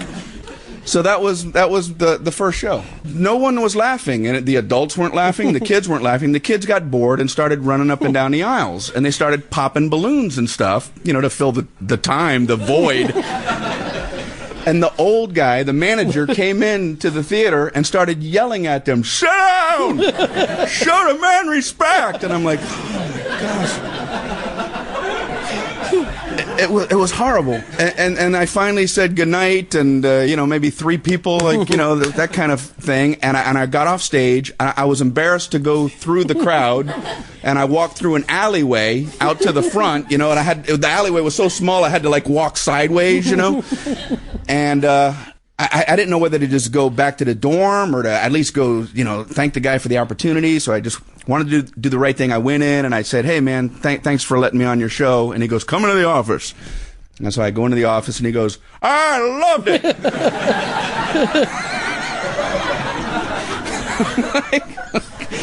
Were you in there? I have a feeling he was a pedophile. I cannot imagine, because for you to be where you are here today, you've got to be the longest shot that's ever come in the history of comedy. I can't imagine a worse opening gig. It was terrible. And the guy, he gave me $10. I wasn't expecting any money. He goes, "Here, $10, and I was like, oh my gosh, I'm getting paid. And he goes, "I'm going to tell you something. There was a talent scout in there, so don't be surprised if you get a phone call." I still haven't gotten that call. I'm still waiting. I check my messages every day. "Hey, Rip Regan from the Ritz movie theater?" Yeah, right. "Can you get me in touch with that piece of cake?" Wow. I honestly, that's the most pathetic story I've ever heard in my life. And I still have the flyer somewhere. Yeah. I got to find it. And to me, when something like that happens, and it happens to everyone, 90%, if not more, 95% of people will go, "Well, that's enough. I've proved that I don't know what I'm doing. I got to get out of here."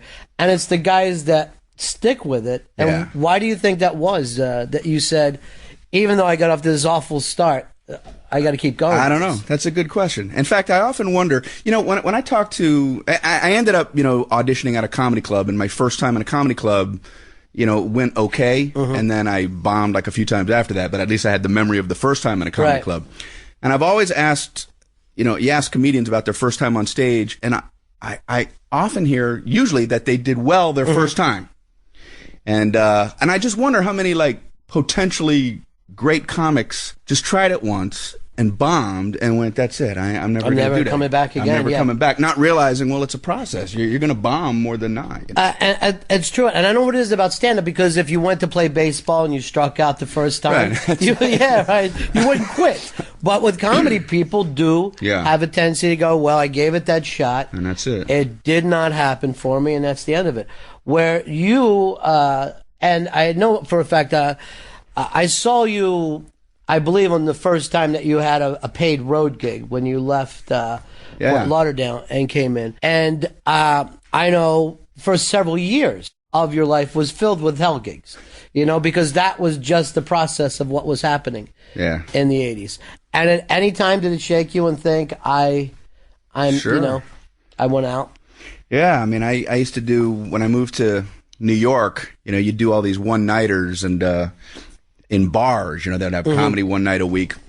And I went to this one place that the audience, they weren't even seated. They were just all standing. It was all guys. Was this in New Jersey? Yeah.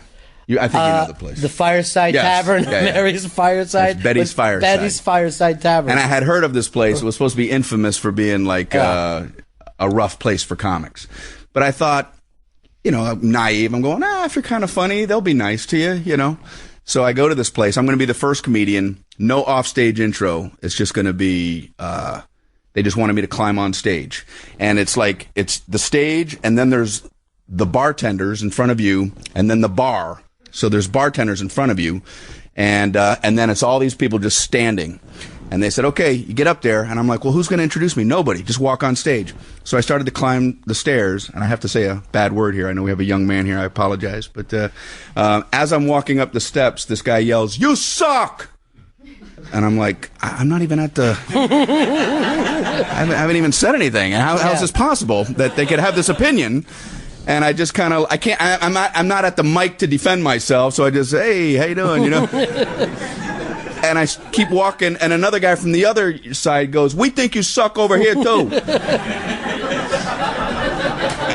And I get to the mic, "Hey, come on, fellas." You know, and I'm trying to nice guy it, you know. Right. It's like, just give me a couple seconds. And then they just buried me, man. And I just melted like a candle and got off stage like, what is that all about? You know? Yeah, I worked that room, too, and it was so brutal. And like you, I had no idea what was going on. And why I would just fight back. But I could see out of the corner of my eye, out of the exit light, I could see my chick there. And I saw her holding our car keys. Like, don't get money, jump off, and we'll be in the car before they kill us. Because it was like Christians and lions in that room. Yeah, it can be rough, man. And I know you've been stiffed, and in the early stages where you'll do good shows, and you know the owners disappear, and it's just it's got to be one of the toughest things for anybody to go through. Especially, when you're starting. And you know, I remember one time I finished a gig. It was like a 6-night thing. At the end of the week, there was all this talk that the club wasn't paying the comics and stuff like that. I was co-headlining with another guy, and I was new. I had never really headlined before. This is like my first experience at that. So that guy goes into the office first, and he comes out, and he goes, "I got my money, man. It was all in 1s and 5s, but I got it." And I'm like, well, if they're down to 1s and 5s with him, what could possibly be left? So I go back, I go into the office, and they're like, "How much do we owe you?" And I told them, and they said, "Well, you had some drinks at the bar, right?" And I'm like, "Oh, no." And I'm like, "Yeah." And they deducted the price of that, and so I'm thinking, as long as they give me, you know, my money. And then the guy goes, "Okay, so it's this amount, right?" And I said, "Yeah." And he goes, "Okay, we'll get that to you." And I was like, well, I need it now. And he's like, "Well, we don't have it." And it 2 weeks of phone calls. And every time I would call, I would hear the owner pick up the phone, and he would pretend like he was other people. And I called one time, and he's like, "Hello?" And I know it's him. And I said, "Hey, this is Brian Regan." And he's like, "Oh, no, this is Gordon, the busboy." Like, who would answer the phone like that? And I didn't want to like let him know that. And I was Gordon, can you tell John that Brian called? And 2 weeks, and finally, 2 weeks later, I was back in where the club was, and I go like in the middle of the day. I figured that was the only way to get paid. Right. I go in. There's like 5 cop cars out front, and I walk in, and I see the owner like, "Hey, Brian, how you doing? I'll be with you in a second." He's talking to like 3 cops. And I asked somebody else, I said, "What's going on?" He goes, "A comedian came in today and asked to get paid, and the owner punched him in the face." And I was like, "Hi, great." That's why I'm here. But it worked out great because the cops were there, and he didn't want to, like, you know, have a second, you know. So he was like, "How much do I owe you?" And he just paid me everything, you know. As soon as you said John, I knew exactly who it was, too. That's the sad thing. Say the last name. But we used to call him Johnny Cash because you could never take a check from him for any. He would write a check out for anything. I could either give you $100 or write you a check for $1 million. Doesn't matter to me. Take it with you and feel good on the way to the bank. It was a crazy time, but at least as if you were working. You know what I mean? You're out there on the road because the comedy club explosion happened, and you could go from very quickly to be able to get out there and work your craft, where if it was 10 years before, you were down to 2 or 3 clubs in the whole country. Mm-hmm. Yeah, and it was like, that was few and far between. Most people like did the right thing and paid you at the end of the week, and not much, but you get enough to go to the next gig. I used to buy these 30-day Greyhound bus passes to go from city to city, and I was at a bus stop one time, I think Knoxville, Tennessee. The owner of the club brought me there like at 6 o'clock in the morning for my bus to the next gig.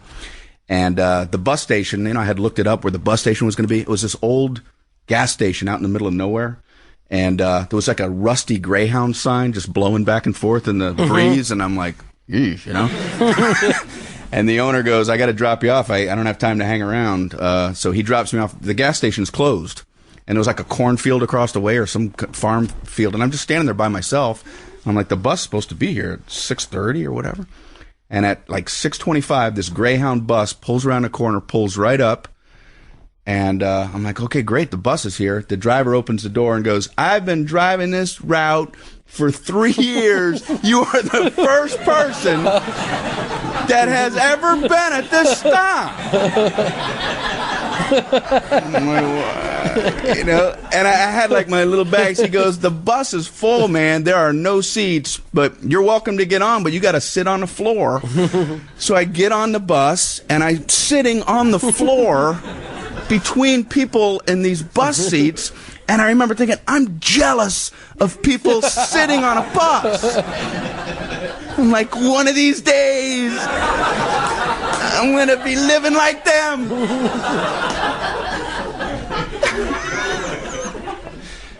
Did you ever think to yourself, I'm on a path, I'm doing the right thing, all this will pay off for me? Yeah, well, it's when you get the laughs at night, man. It makes it all worthwhile. That was plenty for you. Yeah. You didn't have hey, sometime, I'll be going around playing theaters and I'll have comedy specials. How would you, you might have like crazy dreams in the back of your head, but I just wanted to be a comedian that could work in comedy clubs for the rest of my life, which I still think is a wonderful life, I remember when I first started doing comedy, I thought, if I could get to the point where, and this was to me was like a wild dream. I thought if I could get like $100 a night doing comedy, I'd be happy for the rest of my life. Now I'm not quite there, but, but that's all I ever wanted, just enough to pay my bills. And that would have been plenty. Even today, you'd be happy if that's where you were right now. Well, I've got a wife and kids now. I don't know if I came home. All sitting on the floor of the bus with you. Enjoy these Greyhound passes, kids. Well, I will bring this up because I did see you when I met you. You were doing your first road gig because you've been a regular at the club in Lauderdale, right? Right. And done that for what, like about a year or so? Like 2.5 years. And I remember when you came in, I think the first time I saw you, you had like 20 minutes material. And about 18 of those minutes were ready for TV already. And most of it, I think, made it to TV at some point and very rarely changed. So right from the beginning, you were a fantastic writer. Thank you. And was it always about the writing? Was it... and really, even though I think that you've expanded, your stage persona or whatever, you were already on that place. Like it wasn't you would be able to tell that you were on to the person that was going to become, No, I appreciate that, man. I mean, yeah, a lot of it is about the writing. I mean, for me, the fun in doing stand-up is making that connection with the audience where they're laughing at something that you thought of, A lot of times people will like come up and say, hey, you ought to try this joke. And it's like, what? I didn't think of it. I mean, Right. that to me is like an empty feeling to say a joke I didn't think of and have the crowd laugh. It's like, well, that had nothing to do with my brain. You know what I mean? I like to have thought of the stuff. And, but it's weird. I've been doing it like a long time, and I still don't know what makes people laugh. You just got to try it, and sometimes it'll work, and sometimes it won't. I did a joke the other night, brand new joke on stage, thinking, hey, I know how to write. This will get a laugh. It got nothing, and it was road rage. I said, I think this is funny, but don't feel pressured to laugh because a whole theater the other night didn't laugh at it. So I said. I don't know. I think it's funny, but I said, "Hey, road rage, road rage is a big problem." But I'm glad I don't have that problem. I'm fortunate about that. I have a big problem with strolling the park rage. In fact, a guy cut me off the other day, and I was like, "Hey, I take the road less traveled." See? Yeah. There's an example of me not knowing how to write. Yeah, that's going to take some work. You're really, you're going to have to take that one back a little bit. But I wonder, like, why in my brain do I go, I think that's funny as hell, and yet a whole group of people going, you are wrong. I don't care how much experience you have, you are dead wrong. Now, will you try to work that back in, or is that... I usually try to do it a few tries, but, you know, I'll try it again reluctantly. I'm not going to... Well, you could have sold it a little harder here. I think you don't want to start by saying, no one ever laughs at this. You probably won't laugh. In fact, feel free not to laugh. That's not a good way to start a joke. You even limped in with your delivery. You were apologizing. I don't know if I want to do this. Yeah, you don't want to be apologetic for what you're about to say. Now, do you write off stage and then perform on stage? Do you... what's your process? I don't sit down and try to write anymore. You know, I mean, like if I sit down at a blank piece of paper or a blank computer screen, if I just sit there, no matter how long I sit there, it'll still be blank. That's not how I just kind of live my life. I just go do my things, and I'll be out in traffic. A guy will cut me off. I'll think about road rage and think of something hysterical. That's how I work. So... and one of the challenges that you have now is that the fans that you have, they know your material so well that you've got to keep bringing in new material all the time. Well, I like doing that anyway. But, you know, in fact, these DVDs, Brian Regan Standing Up, that was a special that we just did for Comedy Central. But now I'm like at the point where, you know, that hour, I do very little of that now. And that just came out like 2 months ago. Right. You know what I mean? Now I feel like I have to have a replacement hour. So if people saw that, I don't want them to come out and go, well, we saw all of this, you know? But it's where you're damned if you do, you're damned if you don't. You know, like if you don't do material, some people go, oh man, I wanted to hear this, I wanted to hear that.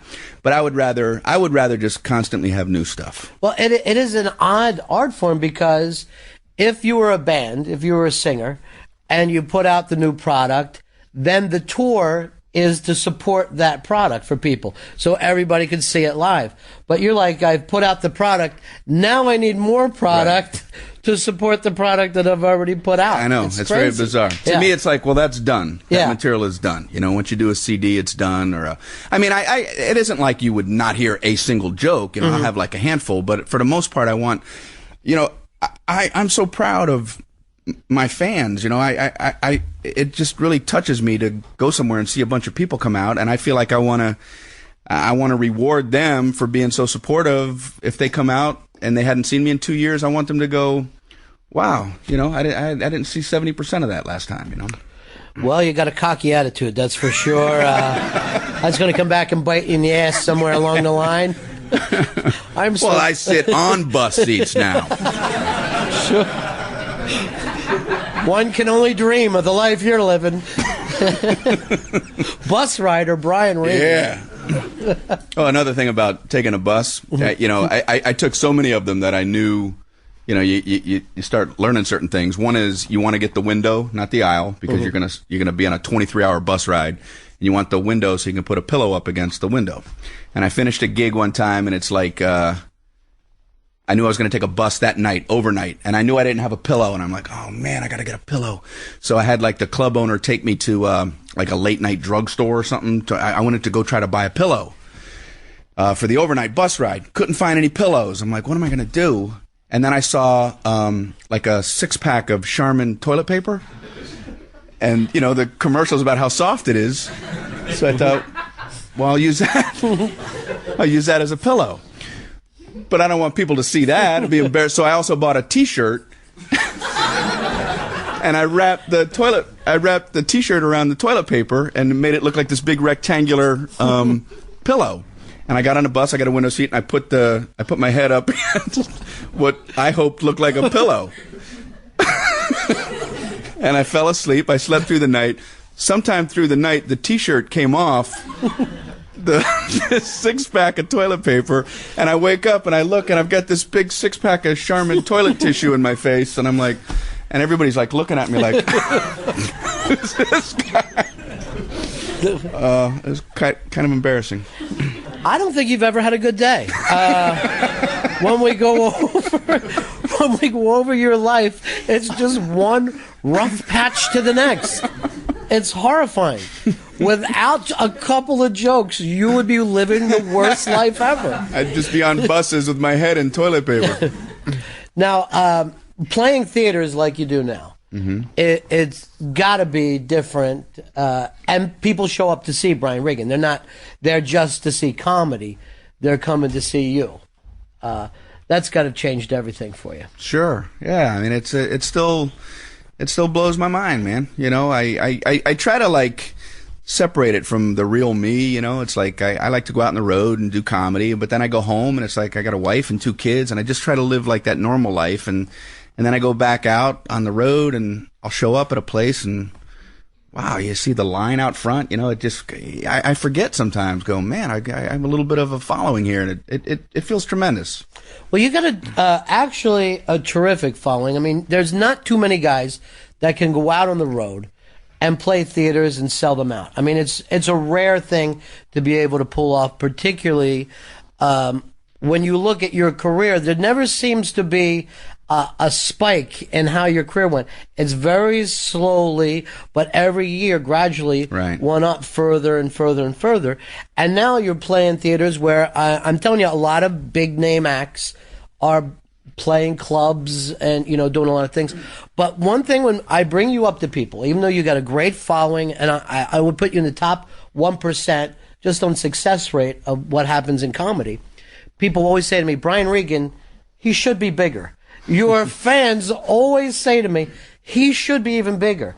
What are people expecting out of you? What is it that they want? I don't know. I always, it's weird. Like I said before about the Starbucks thing afterwards, you know, I feel like I have this following that I'm happy about, but for the most part, I'm underneath the radar. You know what I mean? Like the entertainment media, just, I don't know, they just have like a blind eye towards me for whatever reason, you know. And is the sitcom, the fact that you haven't done a sitcom, I mean, if you look at your act, you work clean, you've got a strong character, you would think perfect for a situation comedy.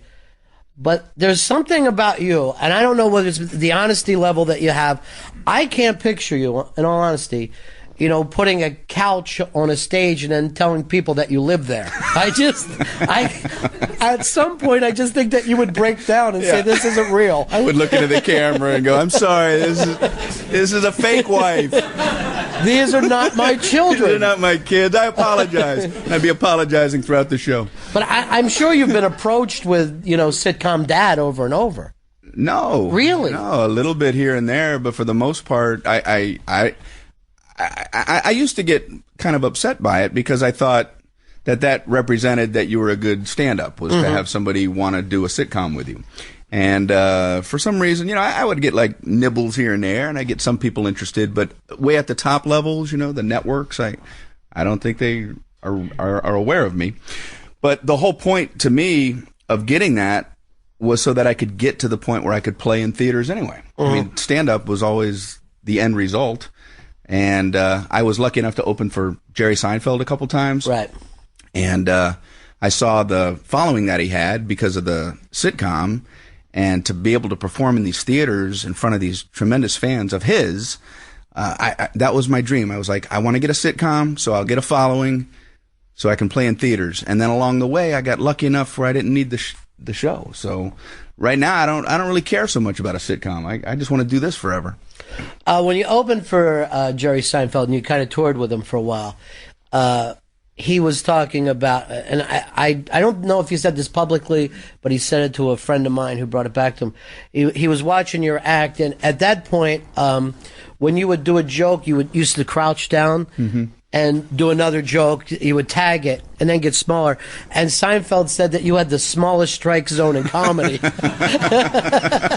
because you would stay with it. Oh, man. But you always, we talked about your material, but you're a very physical comedian as well. So you kind of work in both things. Well, you'll work your material, but then you're physically playing stuff out. It kind of, some of your stuff, the way you move on stage, it even reminds me of Steve Martin and yet people pay more attention to the material, I think, than the way you're performing it. Well, I try to, first of all, thanks for all that. I try not to pigeonhole myself, though, I mean, I think most comedians, as soon as they start to get identified by something, they go, oh, wow, maybe I should continue to go in that direction. And maybe if I was smart, I would think like that. I don't like to think like that. As soon as people start defining me, I write away from that. I don't want to just be one thing. For a while, people go, oh, you're the guy who always feels stupid on stage. And it's like, all right, well, then I'll write other kinds of jokes. I write other jokes, like road rage jokes. And, no, but I write more observational stuff or things about the world. I want to be able to explore a wide variety of things and styles with my comedy. That's interesting because you seem to be a guy who likes to give the audience what they want. I can't think of too many comics that I've ever seen anyone yell requests for material for. I mean, it's really an astonishing thing when they go, I love this bit so much, I want to hear it again, even though it's no longer part of your act. So for you to back away from something that's working, there's a little bit of a rebel streak. Well, it used to be once I did bits, they were pretty much gone. You know what I mean? And when I worked in comedy clubs, it was just always turning the material over. It was always new. But now that I'm playing these theaters, I'm realizing a lot of people who are coming out are seeing me for the first time, and they do still like to hear some of the older stuff. But I want to do newer stuff. So I kind of, it's worked out where I go on stage, I do about an hour, and it's kind of like the stuff from the last couple of years, new stuff. And then at the end of the show, there's like an opportunity where people, shout out older stuff, and it's kind of fun to do that. I'm trying to think of another comic. Maybe it happened with Seinfeld, I'm not sure. But it's very rare for anyone to yell out people's material at them. It's very flattering, What's bad is when they yell out other comedians' bits. Do some Pryor! Well, I know it's one of the things that's... Do something other than what you've thought of! Yeah.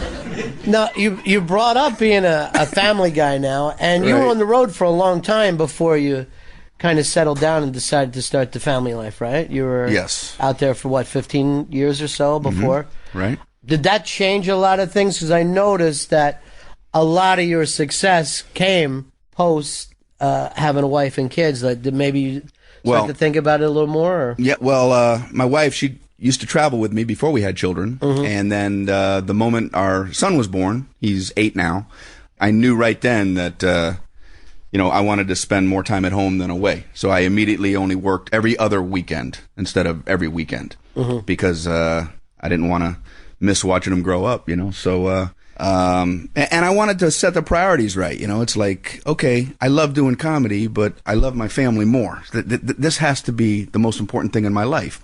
And then I think probably subconsciously, if you're happier, you end up, working better as a comedian too, You gotta think that's gotta be the oddest thing in the world for a child, to see people lined up to hear their dad talk. At night I like to put him to bed and he'll go, tell me a joke from your act, And I'll go, oh, okay. And then I'll start to tell him a bit, and I am so nervous. It's like, I would rather bomb in front of 2,000 people than my own boy, I don't want to do what I think is a great bit and have him go, you got any other jokes? Yeah. People laugh at that, Daddy? Yeah. Believe it or not. Pop the road rage bit is not... I'll never tell him that. He's never going to hear that joke. At all.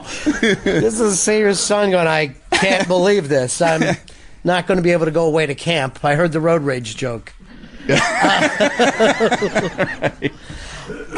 And you work clean. What purpose? Because you didn't always work clean. You always, you experimented in working a little blue for a while, right?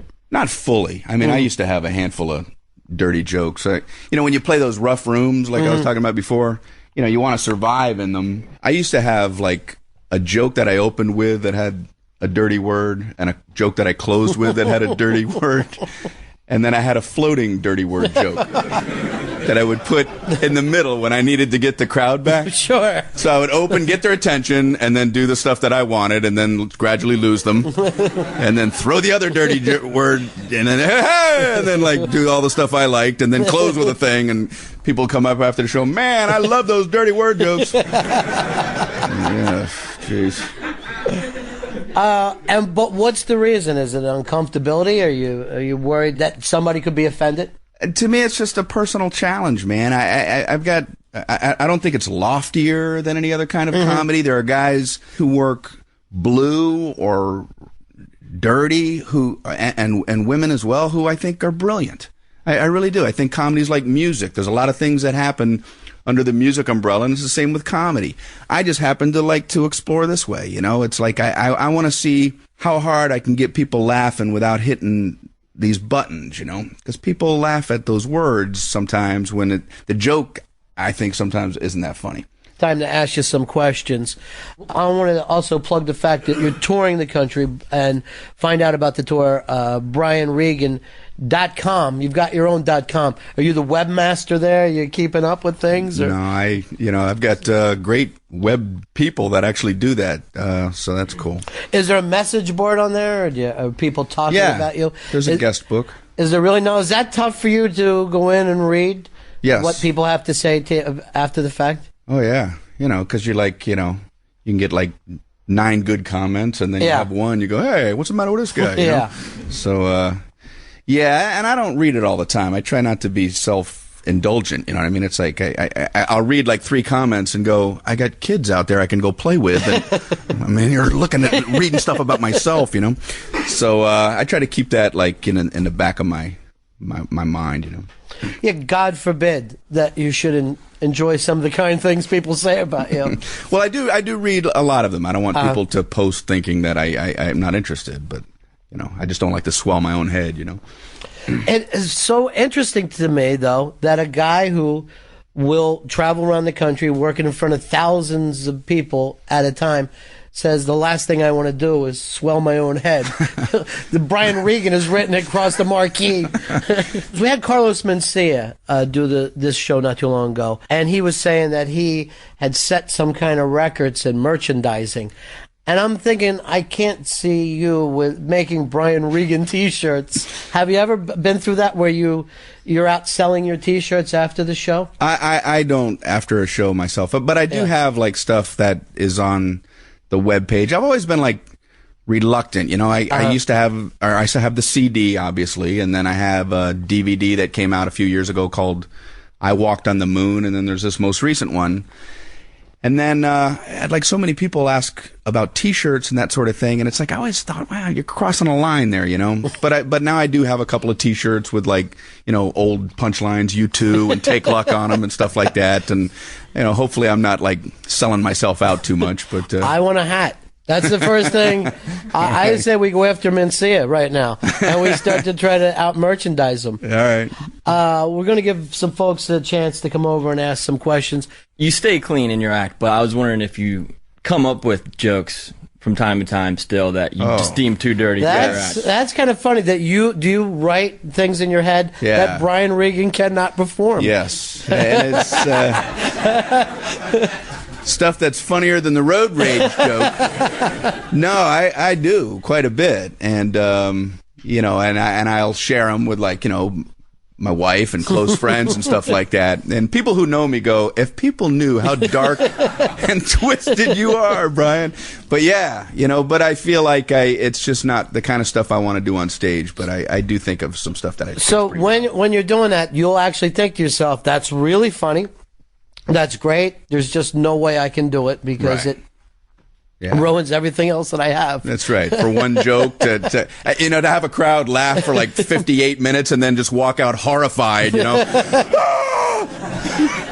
Is it worth the 2-minute laugh? You know? Somebody records that on their cell phone. Yeah, right. Then that's the thing. Then forget about airline comic joke. It's yes, sir.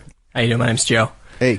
You mentioned Jerry Seinfeld. I saw his film Comedian, Mm-hmm. and it really illuminated how laborious the world of comedian and comic writing is. And there's one specific scene in that film where Jerry's watching his performance, I think on Letterman, and he just has the look of death across his face. He is Mm-hmm. just not smiling, nothing. What is it like for you to watch your performances, and what's going through your head? I don't like watching myself. You know, like if I do Letterman or something like that, I'll watch it once because I want to learn from it. You know, like if I make a technical move, or it's like I want to make sure technically things, I'm looking into the camera enough, stuff like that. But I'm certainly not watching it to like enjoy myself, and it's usually painful because I point out in my mind every little mistake, and I'll watch them with my wife, and she's like, "You got to stop watching these things because you torture yourself," you know. So yeah, I'm probably a lot of performers are just way too critical of themselves, you know. I can tell, well, like what bits people like and don't like by how many cameras are up. Like I'll see 5, 6 cameras up. I'm doing a bit, and that bit's over, and then those go down. I'll start another bit, and you see another 7 cameras go up. These people like that one. And then I'll start another bit, no cameras. I'm like, what's the matter with this joke, you know? Then I'll do another one. Hey, there's 30 cameras. It's really weird. You can judge it by that, you know? It's polling information now. You're being polled as it's going along. They used to judge how much people drink when you would work a bar. You remember, yes. we're like, hey, you had great sets, but we're really not moving the tequila. How is that the comedian's responsibility? Right. Sometimes you get encouraged to drink on stage. I mean, how horrible of it? Yeah. Yeah. If you do shots on stage, the audience will buy shots. Yeah. Great message. And there would be guys that are like, he's not funny, but he did 30 shots. Because he would say to everybody, why don't you do a shot with me? Come on, everyone, let's do shots together. I wear contact lenses when I perform. One time I had hard contact lenses, and I'm in the middle of my show, and one of them just started killing me. And I was like new to being out on the road, and I didn't know what to do. I'm in the middle of my show, and I said, folks, I apologize, but I have to take my contact out. And I turned around, and I just popped my contact out, and I just held it in my hand. And then I just kept doing the show, you know, and it was like really bizarre. And then all of a sudden, 5 minutes later, somebody came up with a little like rock glass, you know, filled with, I thought it was peach schnapps, because every once in a while I like to have a glass of peach schnapps. So somebody like handed that to me, and I was like, oh wow, this is nice. Somebody sent me up a drink. That's really, I really appreciate that. So I drank it, and it was like warm water. And this woman in the back goes, it was for your contact.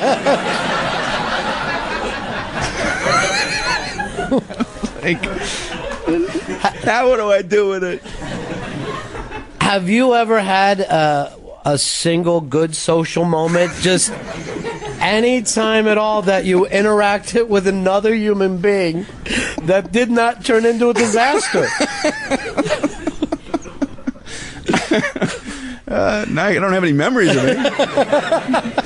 That'll be the new act. Just things that went well. You know? Yeah, it'll be a 1 minute show. Yes, sir. Hi, Brian. My name's Clay. I'm a fairly new fan, and it goes back to a couple months ago. I was listening to one of your bits on XM Radio, and I had to pull over to the side of the road. I was laughing so hard. Thank you. And my question is, it was the UPS bit that you did. Is that true? Did that happen to you? That's all true. Yeah, it was when I moved from New York to L.A. I called UPS. That whole thing is a true thing. In fact, there's more to it that I don't even do. I went to go rent a truck because I called UPS to see if they would come pick up the boxes. They said that I had too many, so I went to go rent a truck. I called this truck rental company. They said, what size truck do you need? We have this size, this size, this size. I didn't know anything, so I said, I guess the such and such size. I go to pick up the truck. It's this huge, giant truck. I bring it to my apartment. I roll it up, and I got just 10 little boxes in the back. And I try to drive away from my apartment to bring these boxes over to UPS, and I had I had parked incorrectly in Manhattan, and I didn't know how to back up, and I'm backing up and going forward. I was stuck behind these cars, and there was an office to the right, right on the ground floor with a guy sitting at his desk, and he wrote down on a piece of paper turn wheels to right and back up, and like held it up against the window. Like he was watching what I was trying to deal with, and I was like, okay, thanks. And it worked, you know, and I was like, hey, thank you. And the guy at his desk with a tie, I got to help this guy out. You've got a deal now with Comedy Central, right? Mm-hmm. And you're going to be doing specials for them, or what's... Yeah, 2 specials, 2 one-hour specials. This was the first one, which is now like on the DVD, and then there'll be another one next year, 2008. All right, so it's Brian Regan standing up. That's from the last special. You got the tour that you're doing now. You're putting together material for the next special. Correct.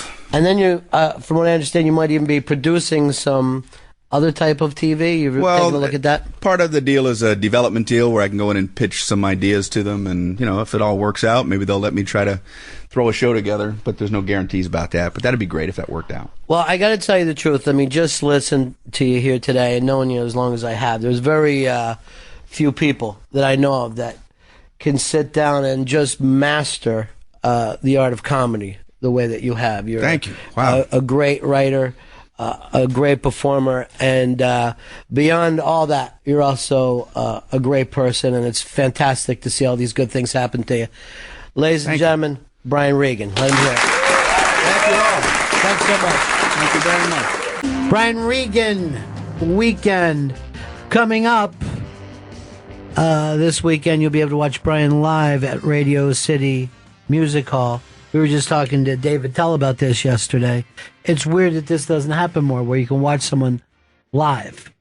It's going to be pretty exciting. Our boys, Dan and Joe, are going to be there, and you're going to be periscoping like you did on the morning show today, which is bizarre. Now, we won't be in the background of you guys. What's the play that takes place during Shakespeare? It's the something and Rosencrantz. Yeah. Guildenstern. Yeah. What is it? Guildenstern and Rosencrantz. Yeah. That's how I see these guys. That they're the play that going on behind the play. The real They're- focus behind the curtain. Yeah, they're seen. So I just hopefully we'll see you guys talking, and Brian's in the background, and we'll see what you're eating. I don't like that idea because they both got killed at the end of Hamlet. Yes, but how did they go out? Pretty good. Thank you. Thank you. That's the way you want to go out. Bigger than life. Now, I've got an idea for you guys. Nice. I've got an idea. I think it'll make a lot of money right now. I call it Animal House 2. Okay. This is good. Gay revenge. And I'm talking to some of the people from National Lampoon. I think you guys would be perfect for this. Should I feel like we should workshop that ourselves before we Periscope. No, Periscope. Everything should happen in real time. So, at the Regan show. yes, You you just have to. immediately start doing it. Animal House 2, Gay Revenge, and I think it'll be fantastic. You got to do it. Yeah. I guess we'll go live on Comedy Central. All right, I have another idea for a movie. What's the biggest comedy of all time? All time.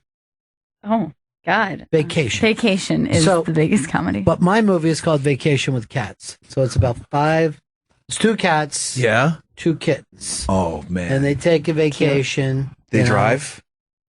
Well, the cats can't drive. They're in the back of a wagon. Oh, okay. Being pulled by a dog. Right? Now. Precious. Right.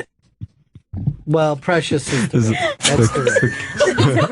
Come on. That's my other idea. Lord of the Cats. Oh, this is amazing. Yeah. Now, but you know how because they're doing the Ghostbusters with women now, Sure. right? Yeah. Yes. I had another idea for that. What's that? Ghostbusters with cats. They busting like cat ghosts? Mousebusters? Mousebusters is even better. Wow. All right, we call it Mousebusters.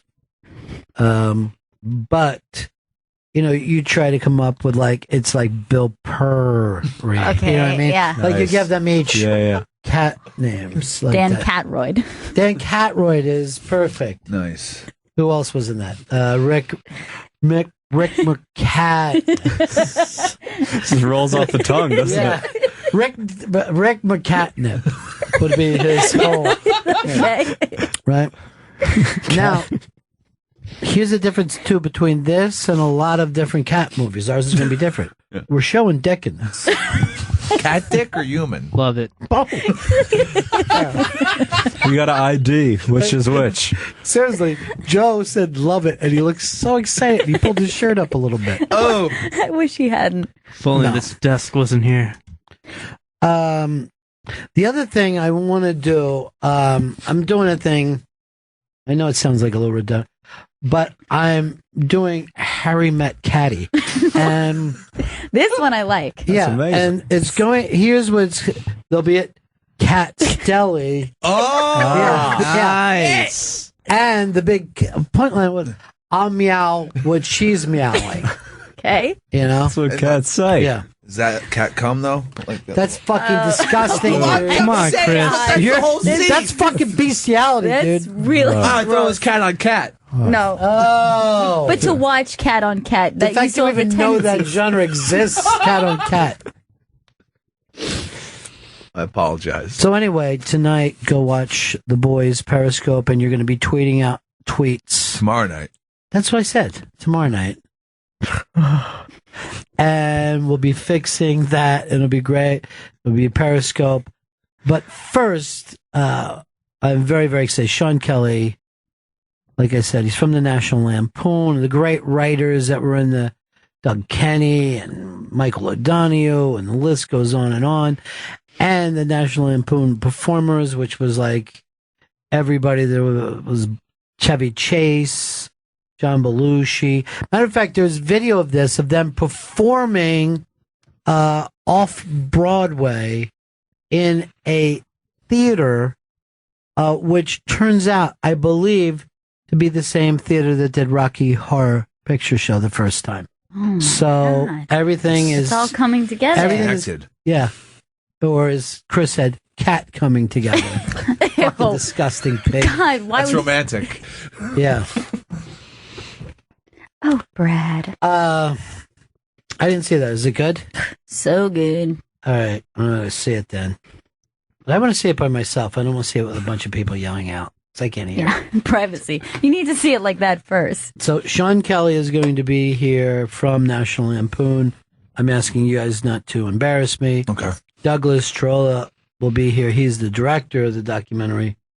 Go ahead and embarrass me in front of him, because I didn't have his album when I was younger. Got it. Be prepared, Trolla. I was going to give him the album to autograph for me, but then I thought, I don't save albums for fucking decades. I'm not a collector. I'm a person who listens to things for myself. Yeah, you're not a collector, No, I'm not. but you're an entertainer. I guess that is true. I'm an entertainer of children. You can see that from the ink on my hands. By the way, this ink is straight from octopi that I get off the coast. Beautiful. Movie, anybody? Movie? I got it. Yeah. It's called The Door in the Floor. Well, The Door on the Floor is the story that he tells in that. Is that the whole movie name? Yeah, I think it's because it's from Widow for a Year is the Right. is the book. But they named the movie Door in the Floor because it's just this one section. Are you sure? My mind is blown by this. Yeah. I think I keep calling it. Look it up, Chris. Instead of, for once, I want you to type away. Okay, typing. Yeah, but don't type forever. Just do it quickly. I think it's cat on the floor. That's actually not a bad one. There is a mouse in that, too. Yeah. There's a mouse in that. It's Door on the Floor. That's the Wow, my mind is blown. Yeah, but the book is, the Widow title. for a Year. Right. Yeah. And the writer? Anybody? John Irving. And also has done this show, John Irving. Yes. I got to tell that story to you someday. It's actually pretty frightening. Really? Yeah. It's nerve-wracking. Should I tell this story before Yeah. we Yeah, yeah. Do we have Yeah, enough time, please. Chris? Yeah. Yes. Then we'll just get rid of this. I see them in the hall, though. Is that a problem? No, it's okay. Turn around! Don't you tell look a John Irving story. So, unlike you children, I'm not an educated man. I'm self-educated. Sure. Which I like to say means I had an idiot for a teacher that we all have a good laugh at. So I'm a self-educated person, but you know how much I love books, and I do. So John Irving, we get him booked to do this show. And he had written The World According to Garp and The Hotel New Hampshire. The list goes on and on. I mean, he's just a brilliant, brilliant writer. So I got to do an hour with him in front of an audience. And as we get closer, I'm like, this isn't a comic, and this isn't some fucking toothless, idiotic Hollywood director or some strung out on fucking drug rock star. This is a novelist. I don't put anybody higher than a novelist. Yeah. Including the Pope. So I go, man, I should probably just meet him before I go out. And that'll be it. So I'll leave him in the green room. I'll be down here. So as people come over and they go like this. Hey, would you like John to read from the book? The book, he had a new book out at the time. Chris is looking it up now. He's not just going to sit there and leave me hanging. What is it? In Chris? one person. Yeah. Which is, talking about being ahead of its time. It's about a person in trance. It's, whatever we're calling this. Transitioning time now, like a Caitlyn Jenner or the person that was on Big Brother. So they say, would you like him to read out of the book? I go, oh my God, I'll sit there while John Irving is reading. That would be fantastic. So then they say, okay. So they leave. I go, all right, we're going on in a couple minutes. And then they come back. Well, John wants to know what part you want him to read. I'm like, I can't pick out what I want John Irving to read. It's up to him. No, please. Finally, John Irving's like, can we come down and discuss this? So I go down with John Irving, and this is the weirdest thing for me, but he's like treating me like an equal. He's like, thanks for having me in, blah, blah, blah. And what would you like me to read? So I pick a thing that I thought would be a great piece to read because it would be self-contained. So he goes, oh, God, that's interesting. Yeah, that would be great. I haven't done that before. I'm like, oh, good. I got out of this. So he starts to open the book and he says, let's go through it. And so I'm standing there with this master of language. And we're going through about this, and I look and the copy of the book, and this was no, it was all like dog-eared, and there was things that he'd written of places that they come in and where to put accent on these words.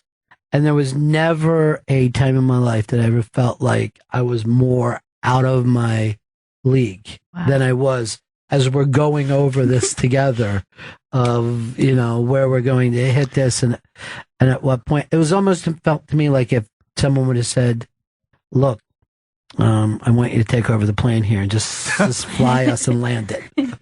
It felt so crazy to me because unlike you guys, I've never been to a lecture. I've never been in I've never had to turn in a paper in my life.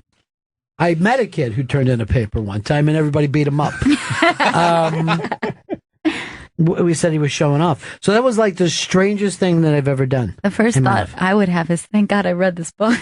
Now, well, yeah. That would be horrifying. That's really funny if I would try to get by that.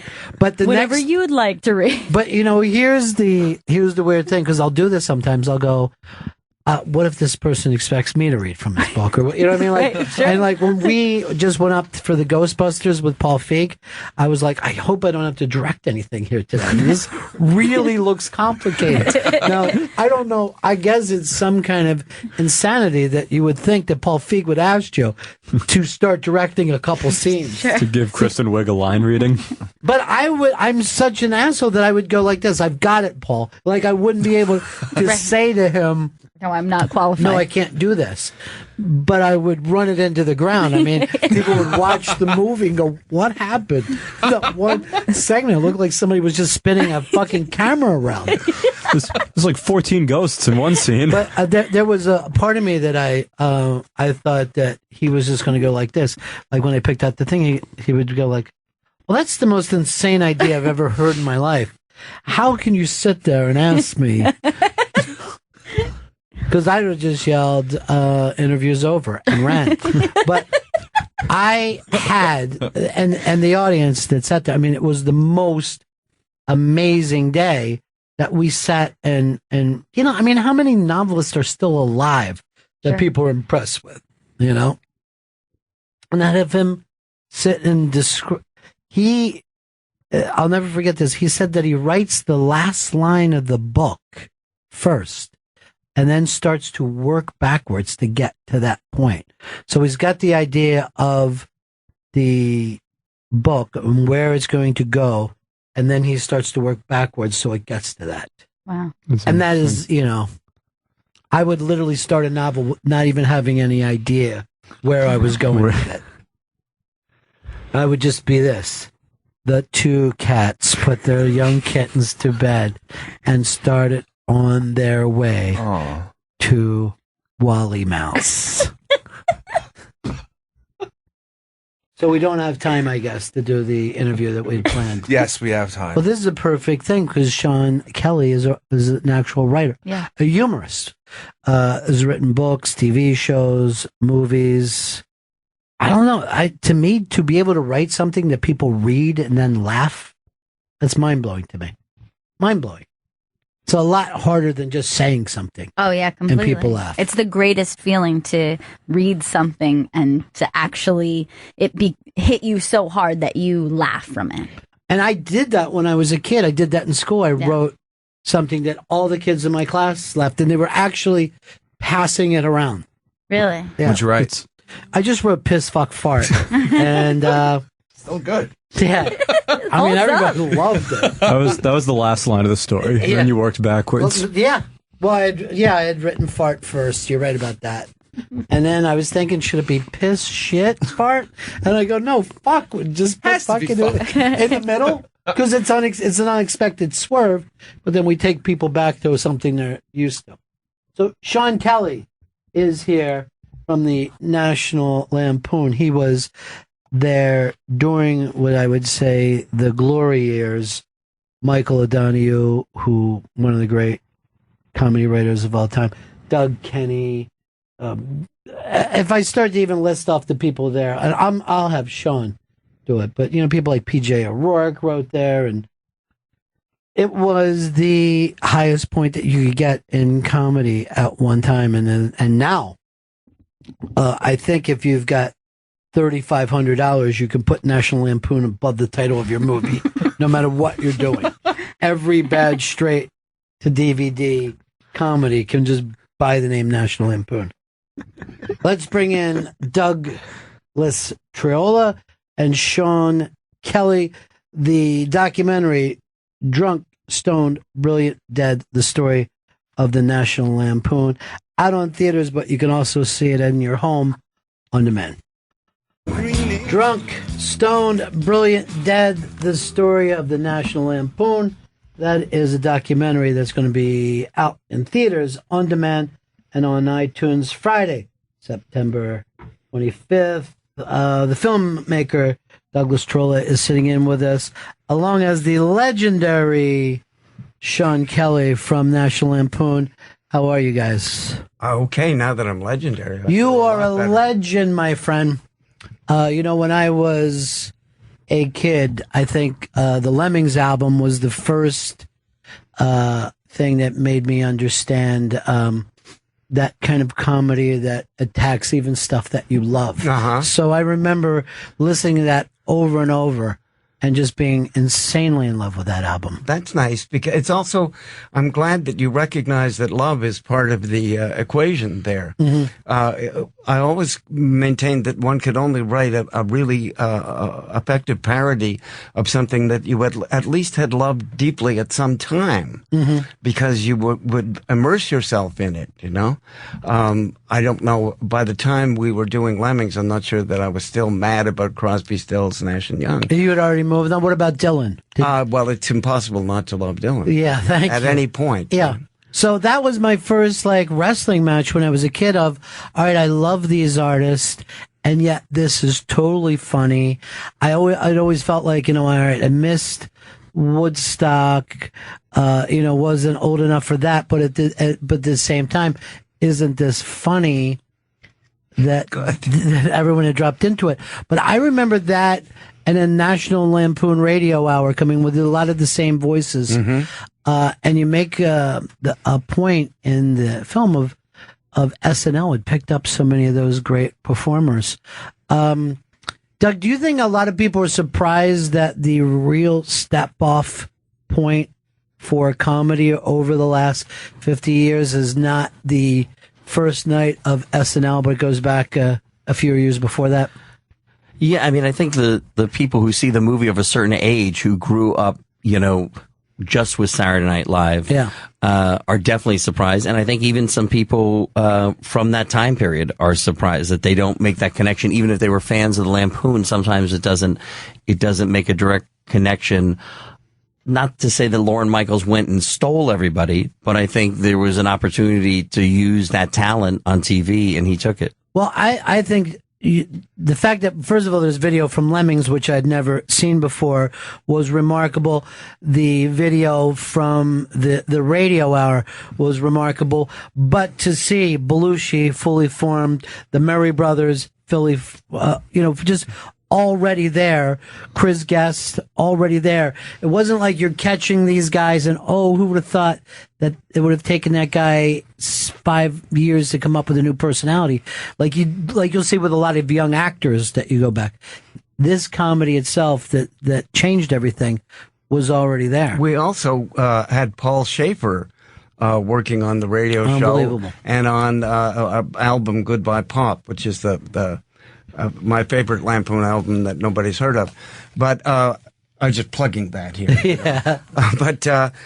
So Paul Schaefer and Dan Aykroyd are on that album as well.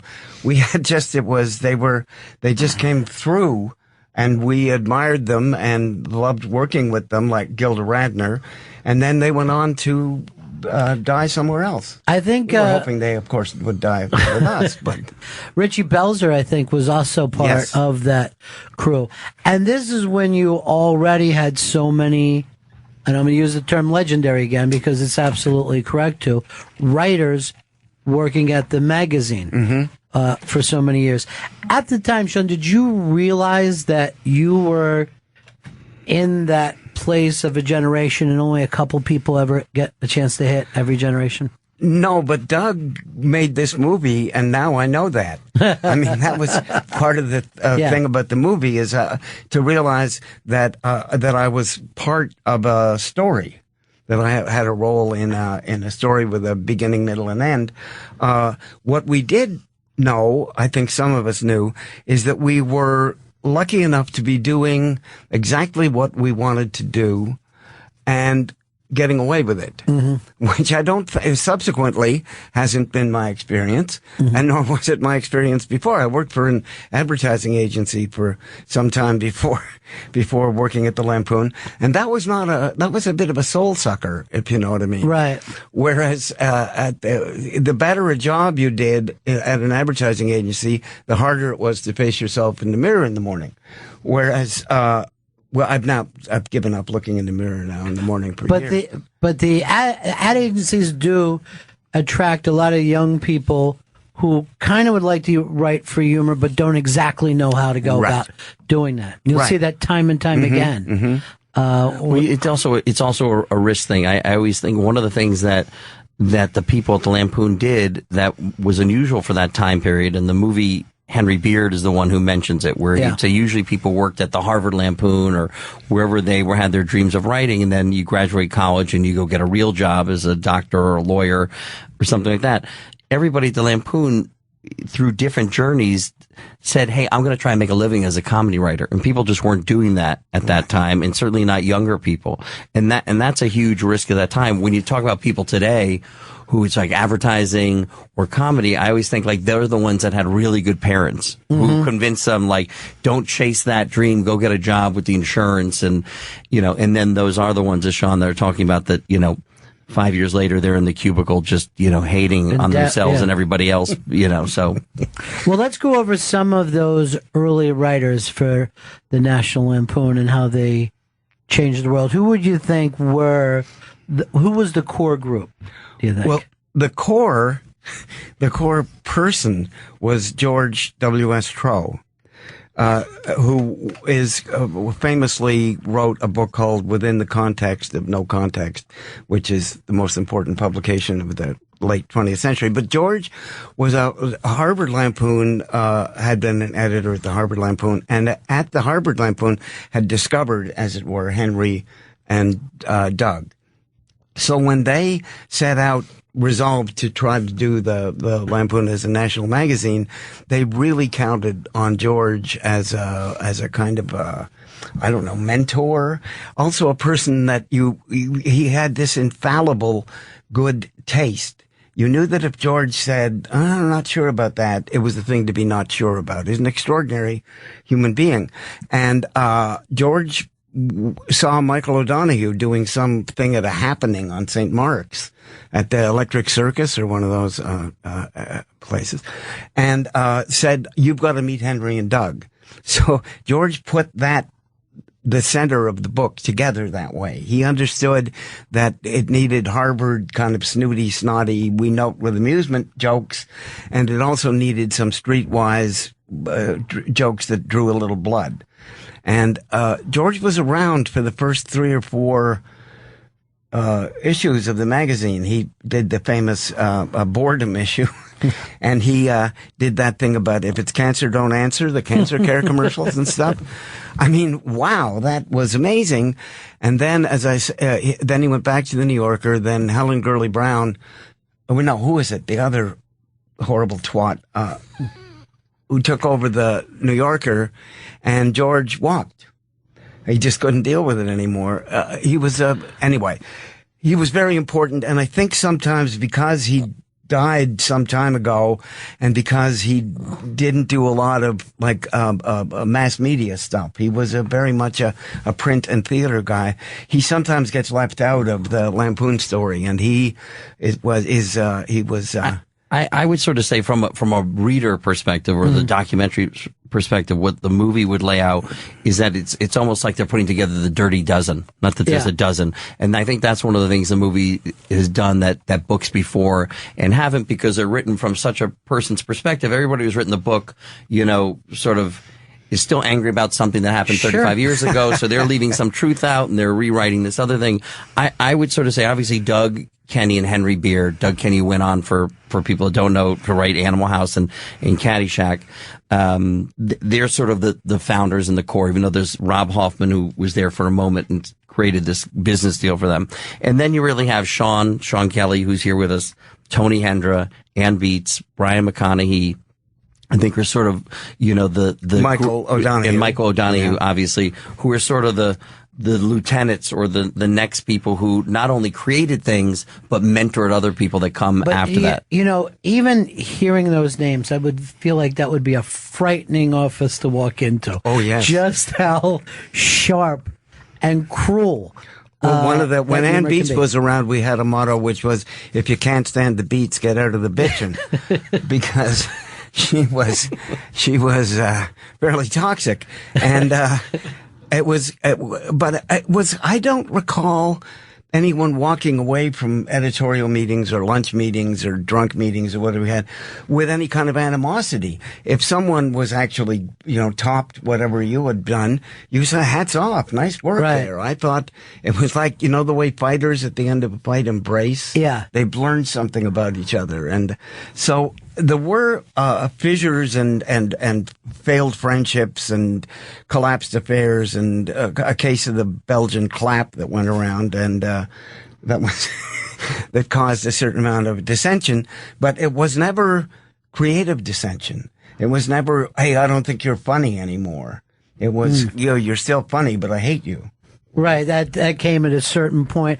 And money, I guess, starts to pull, opportunities started to pull people away.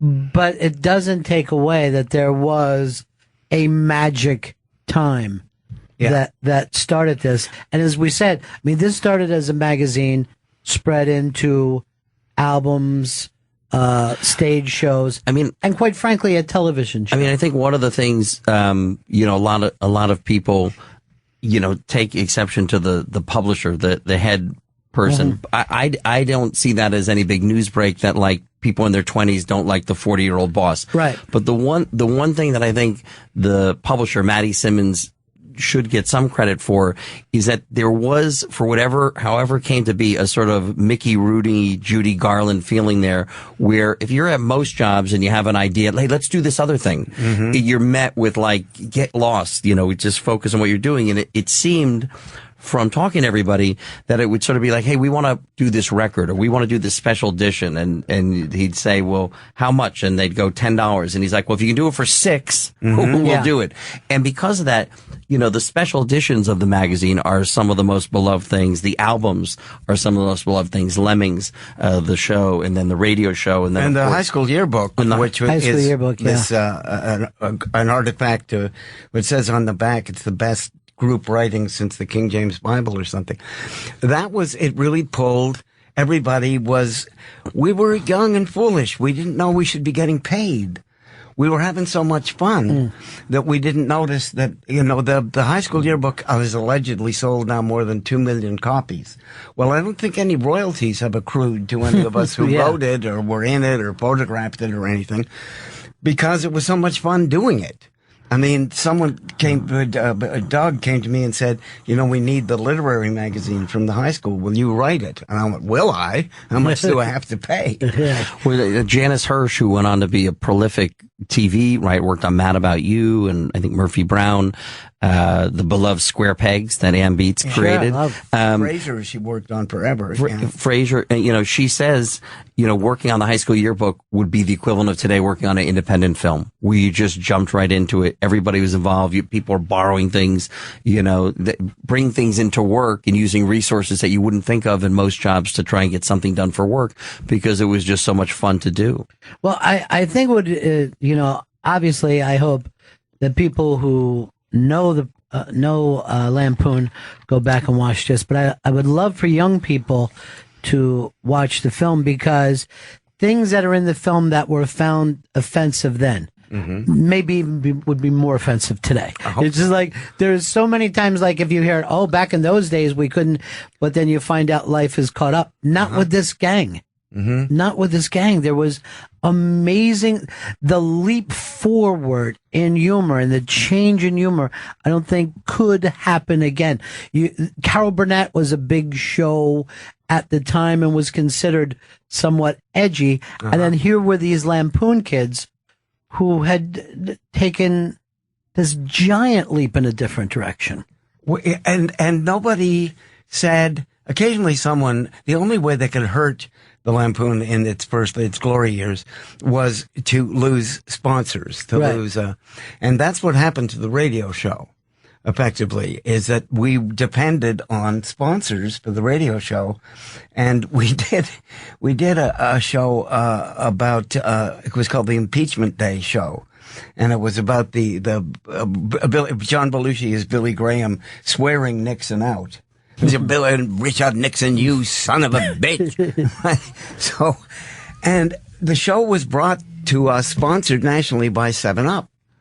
And 7-Up bottlers down in Texas said, what are we blending our good name to this communist propaganda? Right? So, as O'Donoghue's joke was, 7-Up became the unsponsor. And so the radio show tapered off and died because it wasn't, you know, it was supposed to make a profit. It was hard for Maddie sometimes to understand that having a half-an-hour radio show on in 1,000 stations a week is good for the magazine. You can't really, your advertising isn't supposed to turn a profit. You know, it's supposed to sell the product. But times were tough, and at the magazine, we would occasionally lose advertisers because Heineken was very upset at my take on Catholicism. Heineken, very, very Catholic people, and they get good Catholic alcoholics with good Catholic cirrhosis over there in good Catholic Deutschland, and so they Jerry Taylor or Matty Simmons or someone would come in and say, hey guys, we really depend on cigarette advertising. You want to lighten up on the cancer jokes, which would immediately produce hundreds of cancer jokes. Right. Because we really felt that if we ever bowed to that was all we had to, that was all we were bringing, was that no one tells us we can't do that. As soon as we signal to the readers that we're pulling back, because then we don't have anything to sell. I mean, I think until you see the magazine or the magazine in the film, you really don't understand how far they went, especially in comparison to today. Because I wouldn't even say it's a political correctness today. It's a self-censorship. In other words, people would just be too scared that, one bad joke, if you write one bad joke on the Daily Show, you're not writing anywhere for 10 years, maybe, in terms of how things are now. Well, the fact that a lot of the ads were parody ads to begin with. Yes. The Volkswagen thing is amazing. Yeah. To me. That's Ann Beats, of course. Yeah. Is it really? Yeah. Well, tell that exactly. The Volkswagen Beetle liked to show how it would float. This car floats, and a lot of their print advertising was a Beetle floating. And Beatsy wrote this thing saying if Teddy Kennedy had been driving a Volkswagen, he'd be president today, right? And there's like a Volkswagen floating. And the amazing thing that came out of that, I mean, this is America, land of... The Kennedys didn't sue. Mary Jo Kopechne's descendants didn't sue. We got Volkswagen sued because we had violated their copyright. You see, so human beings are a dime a dozen, but copyright, that's valuable. Right? But ground broad, like who cares? But that joke was written, 2 years after, that accident? I mean, it was an amazing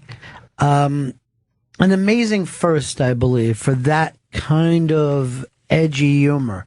And as we said, it bypasses what people are doing today, but was being delivered.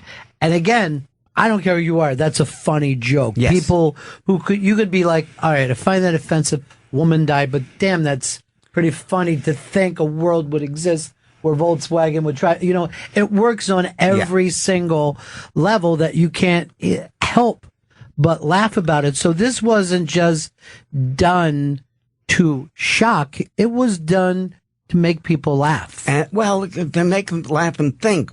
Someone was talking this morning about, we did a thing called Sergeant Schreiber's Bleeding Hearts Club Band, when Sergeant Schreiber, stepped in to be, to McGovern's running mate. Remember? It was and I guess everyone that I knew at the Lampoon was, going to vote for McGovern, duh. But we couldn't resist, right? So we did this thing about, how it looked exactly like the Sgt. Pepper album, except it was talking about how in the middle of all this, you may forget that we're the ones who got you into NAM. Yeah, right. It was, and there was Jackie in the car with shades on. Was a little thing about Jackie just disappearing with the millionaire and stuff. She's gone.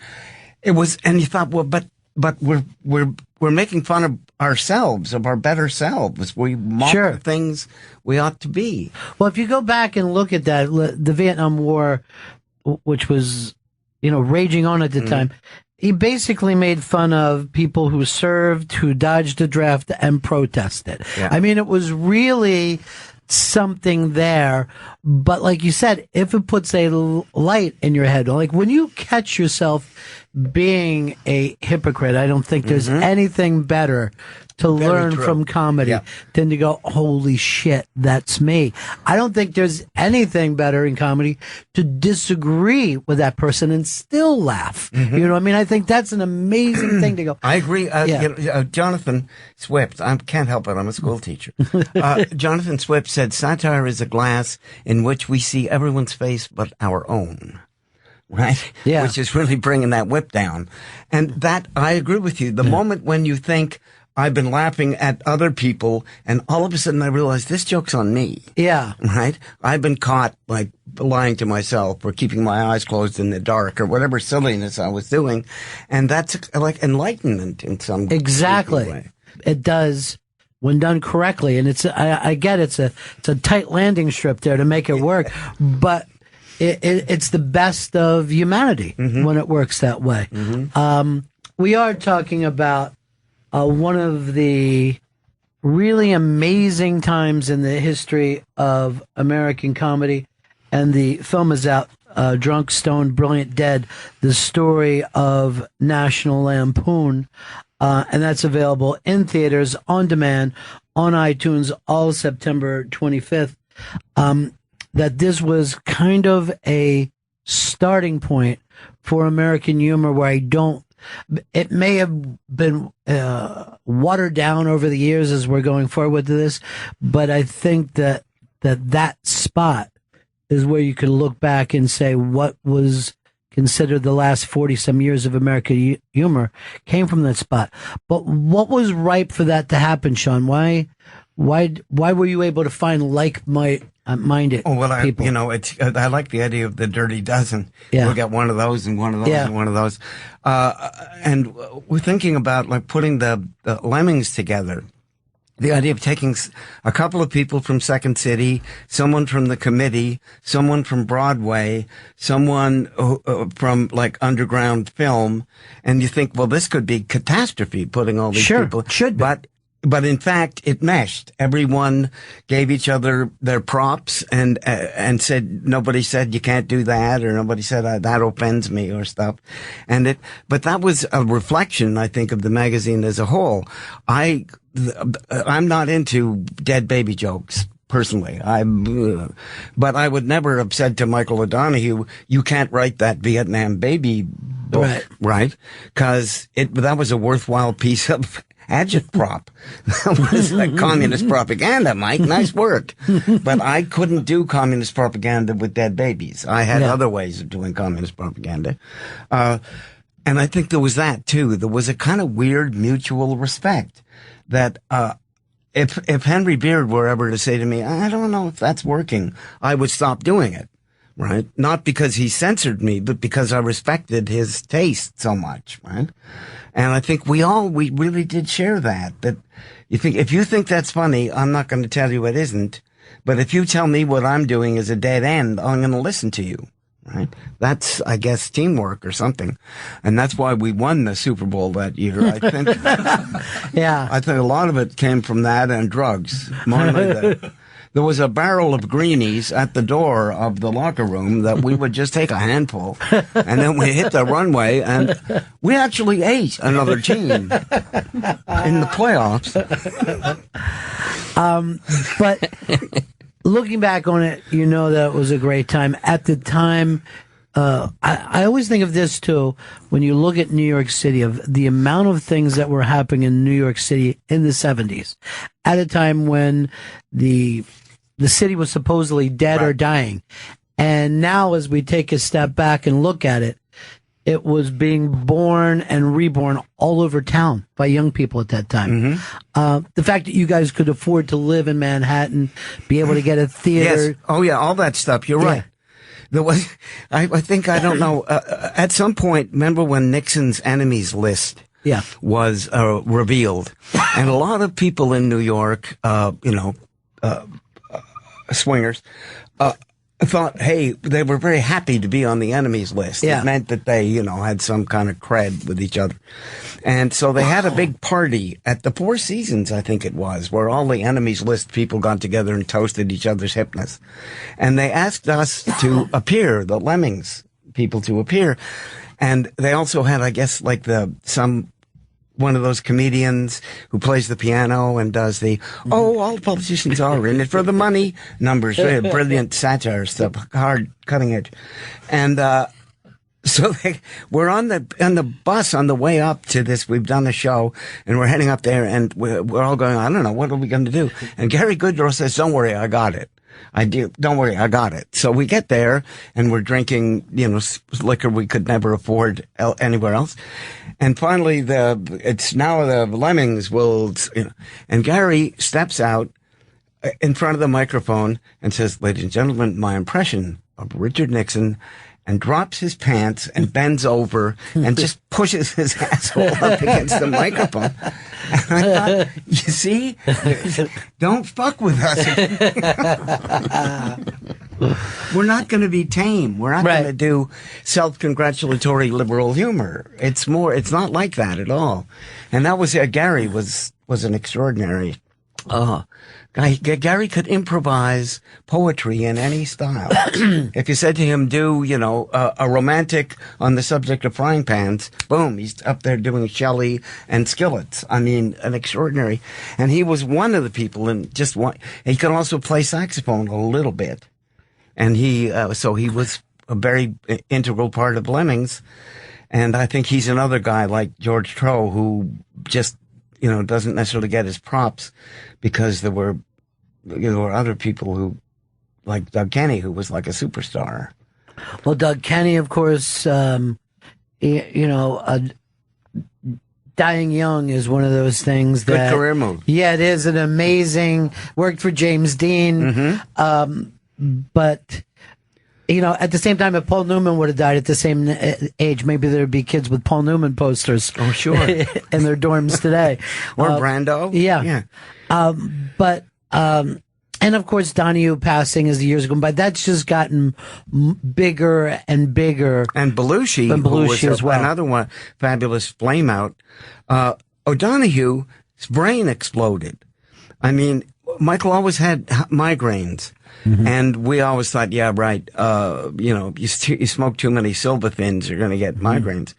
But when he died, his widow put up the X-rays of his skull all over the room, and you went, oh my God, his brain exploded.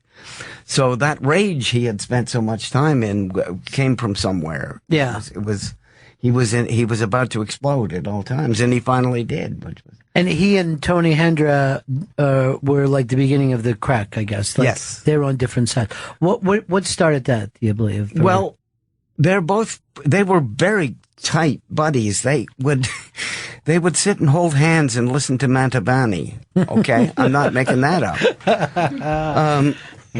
And at some point, Tony thought that Michael was no longer involved with some young woman, but Michael took offense that Tony had somehow made a pass at this girl or something. It was all very like, what? Who? What? Yeah. Are we?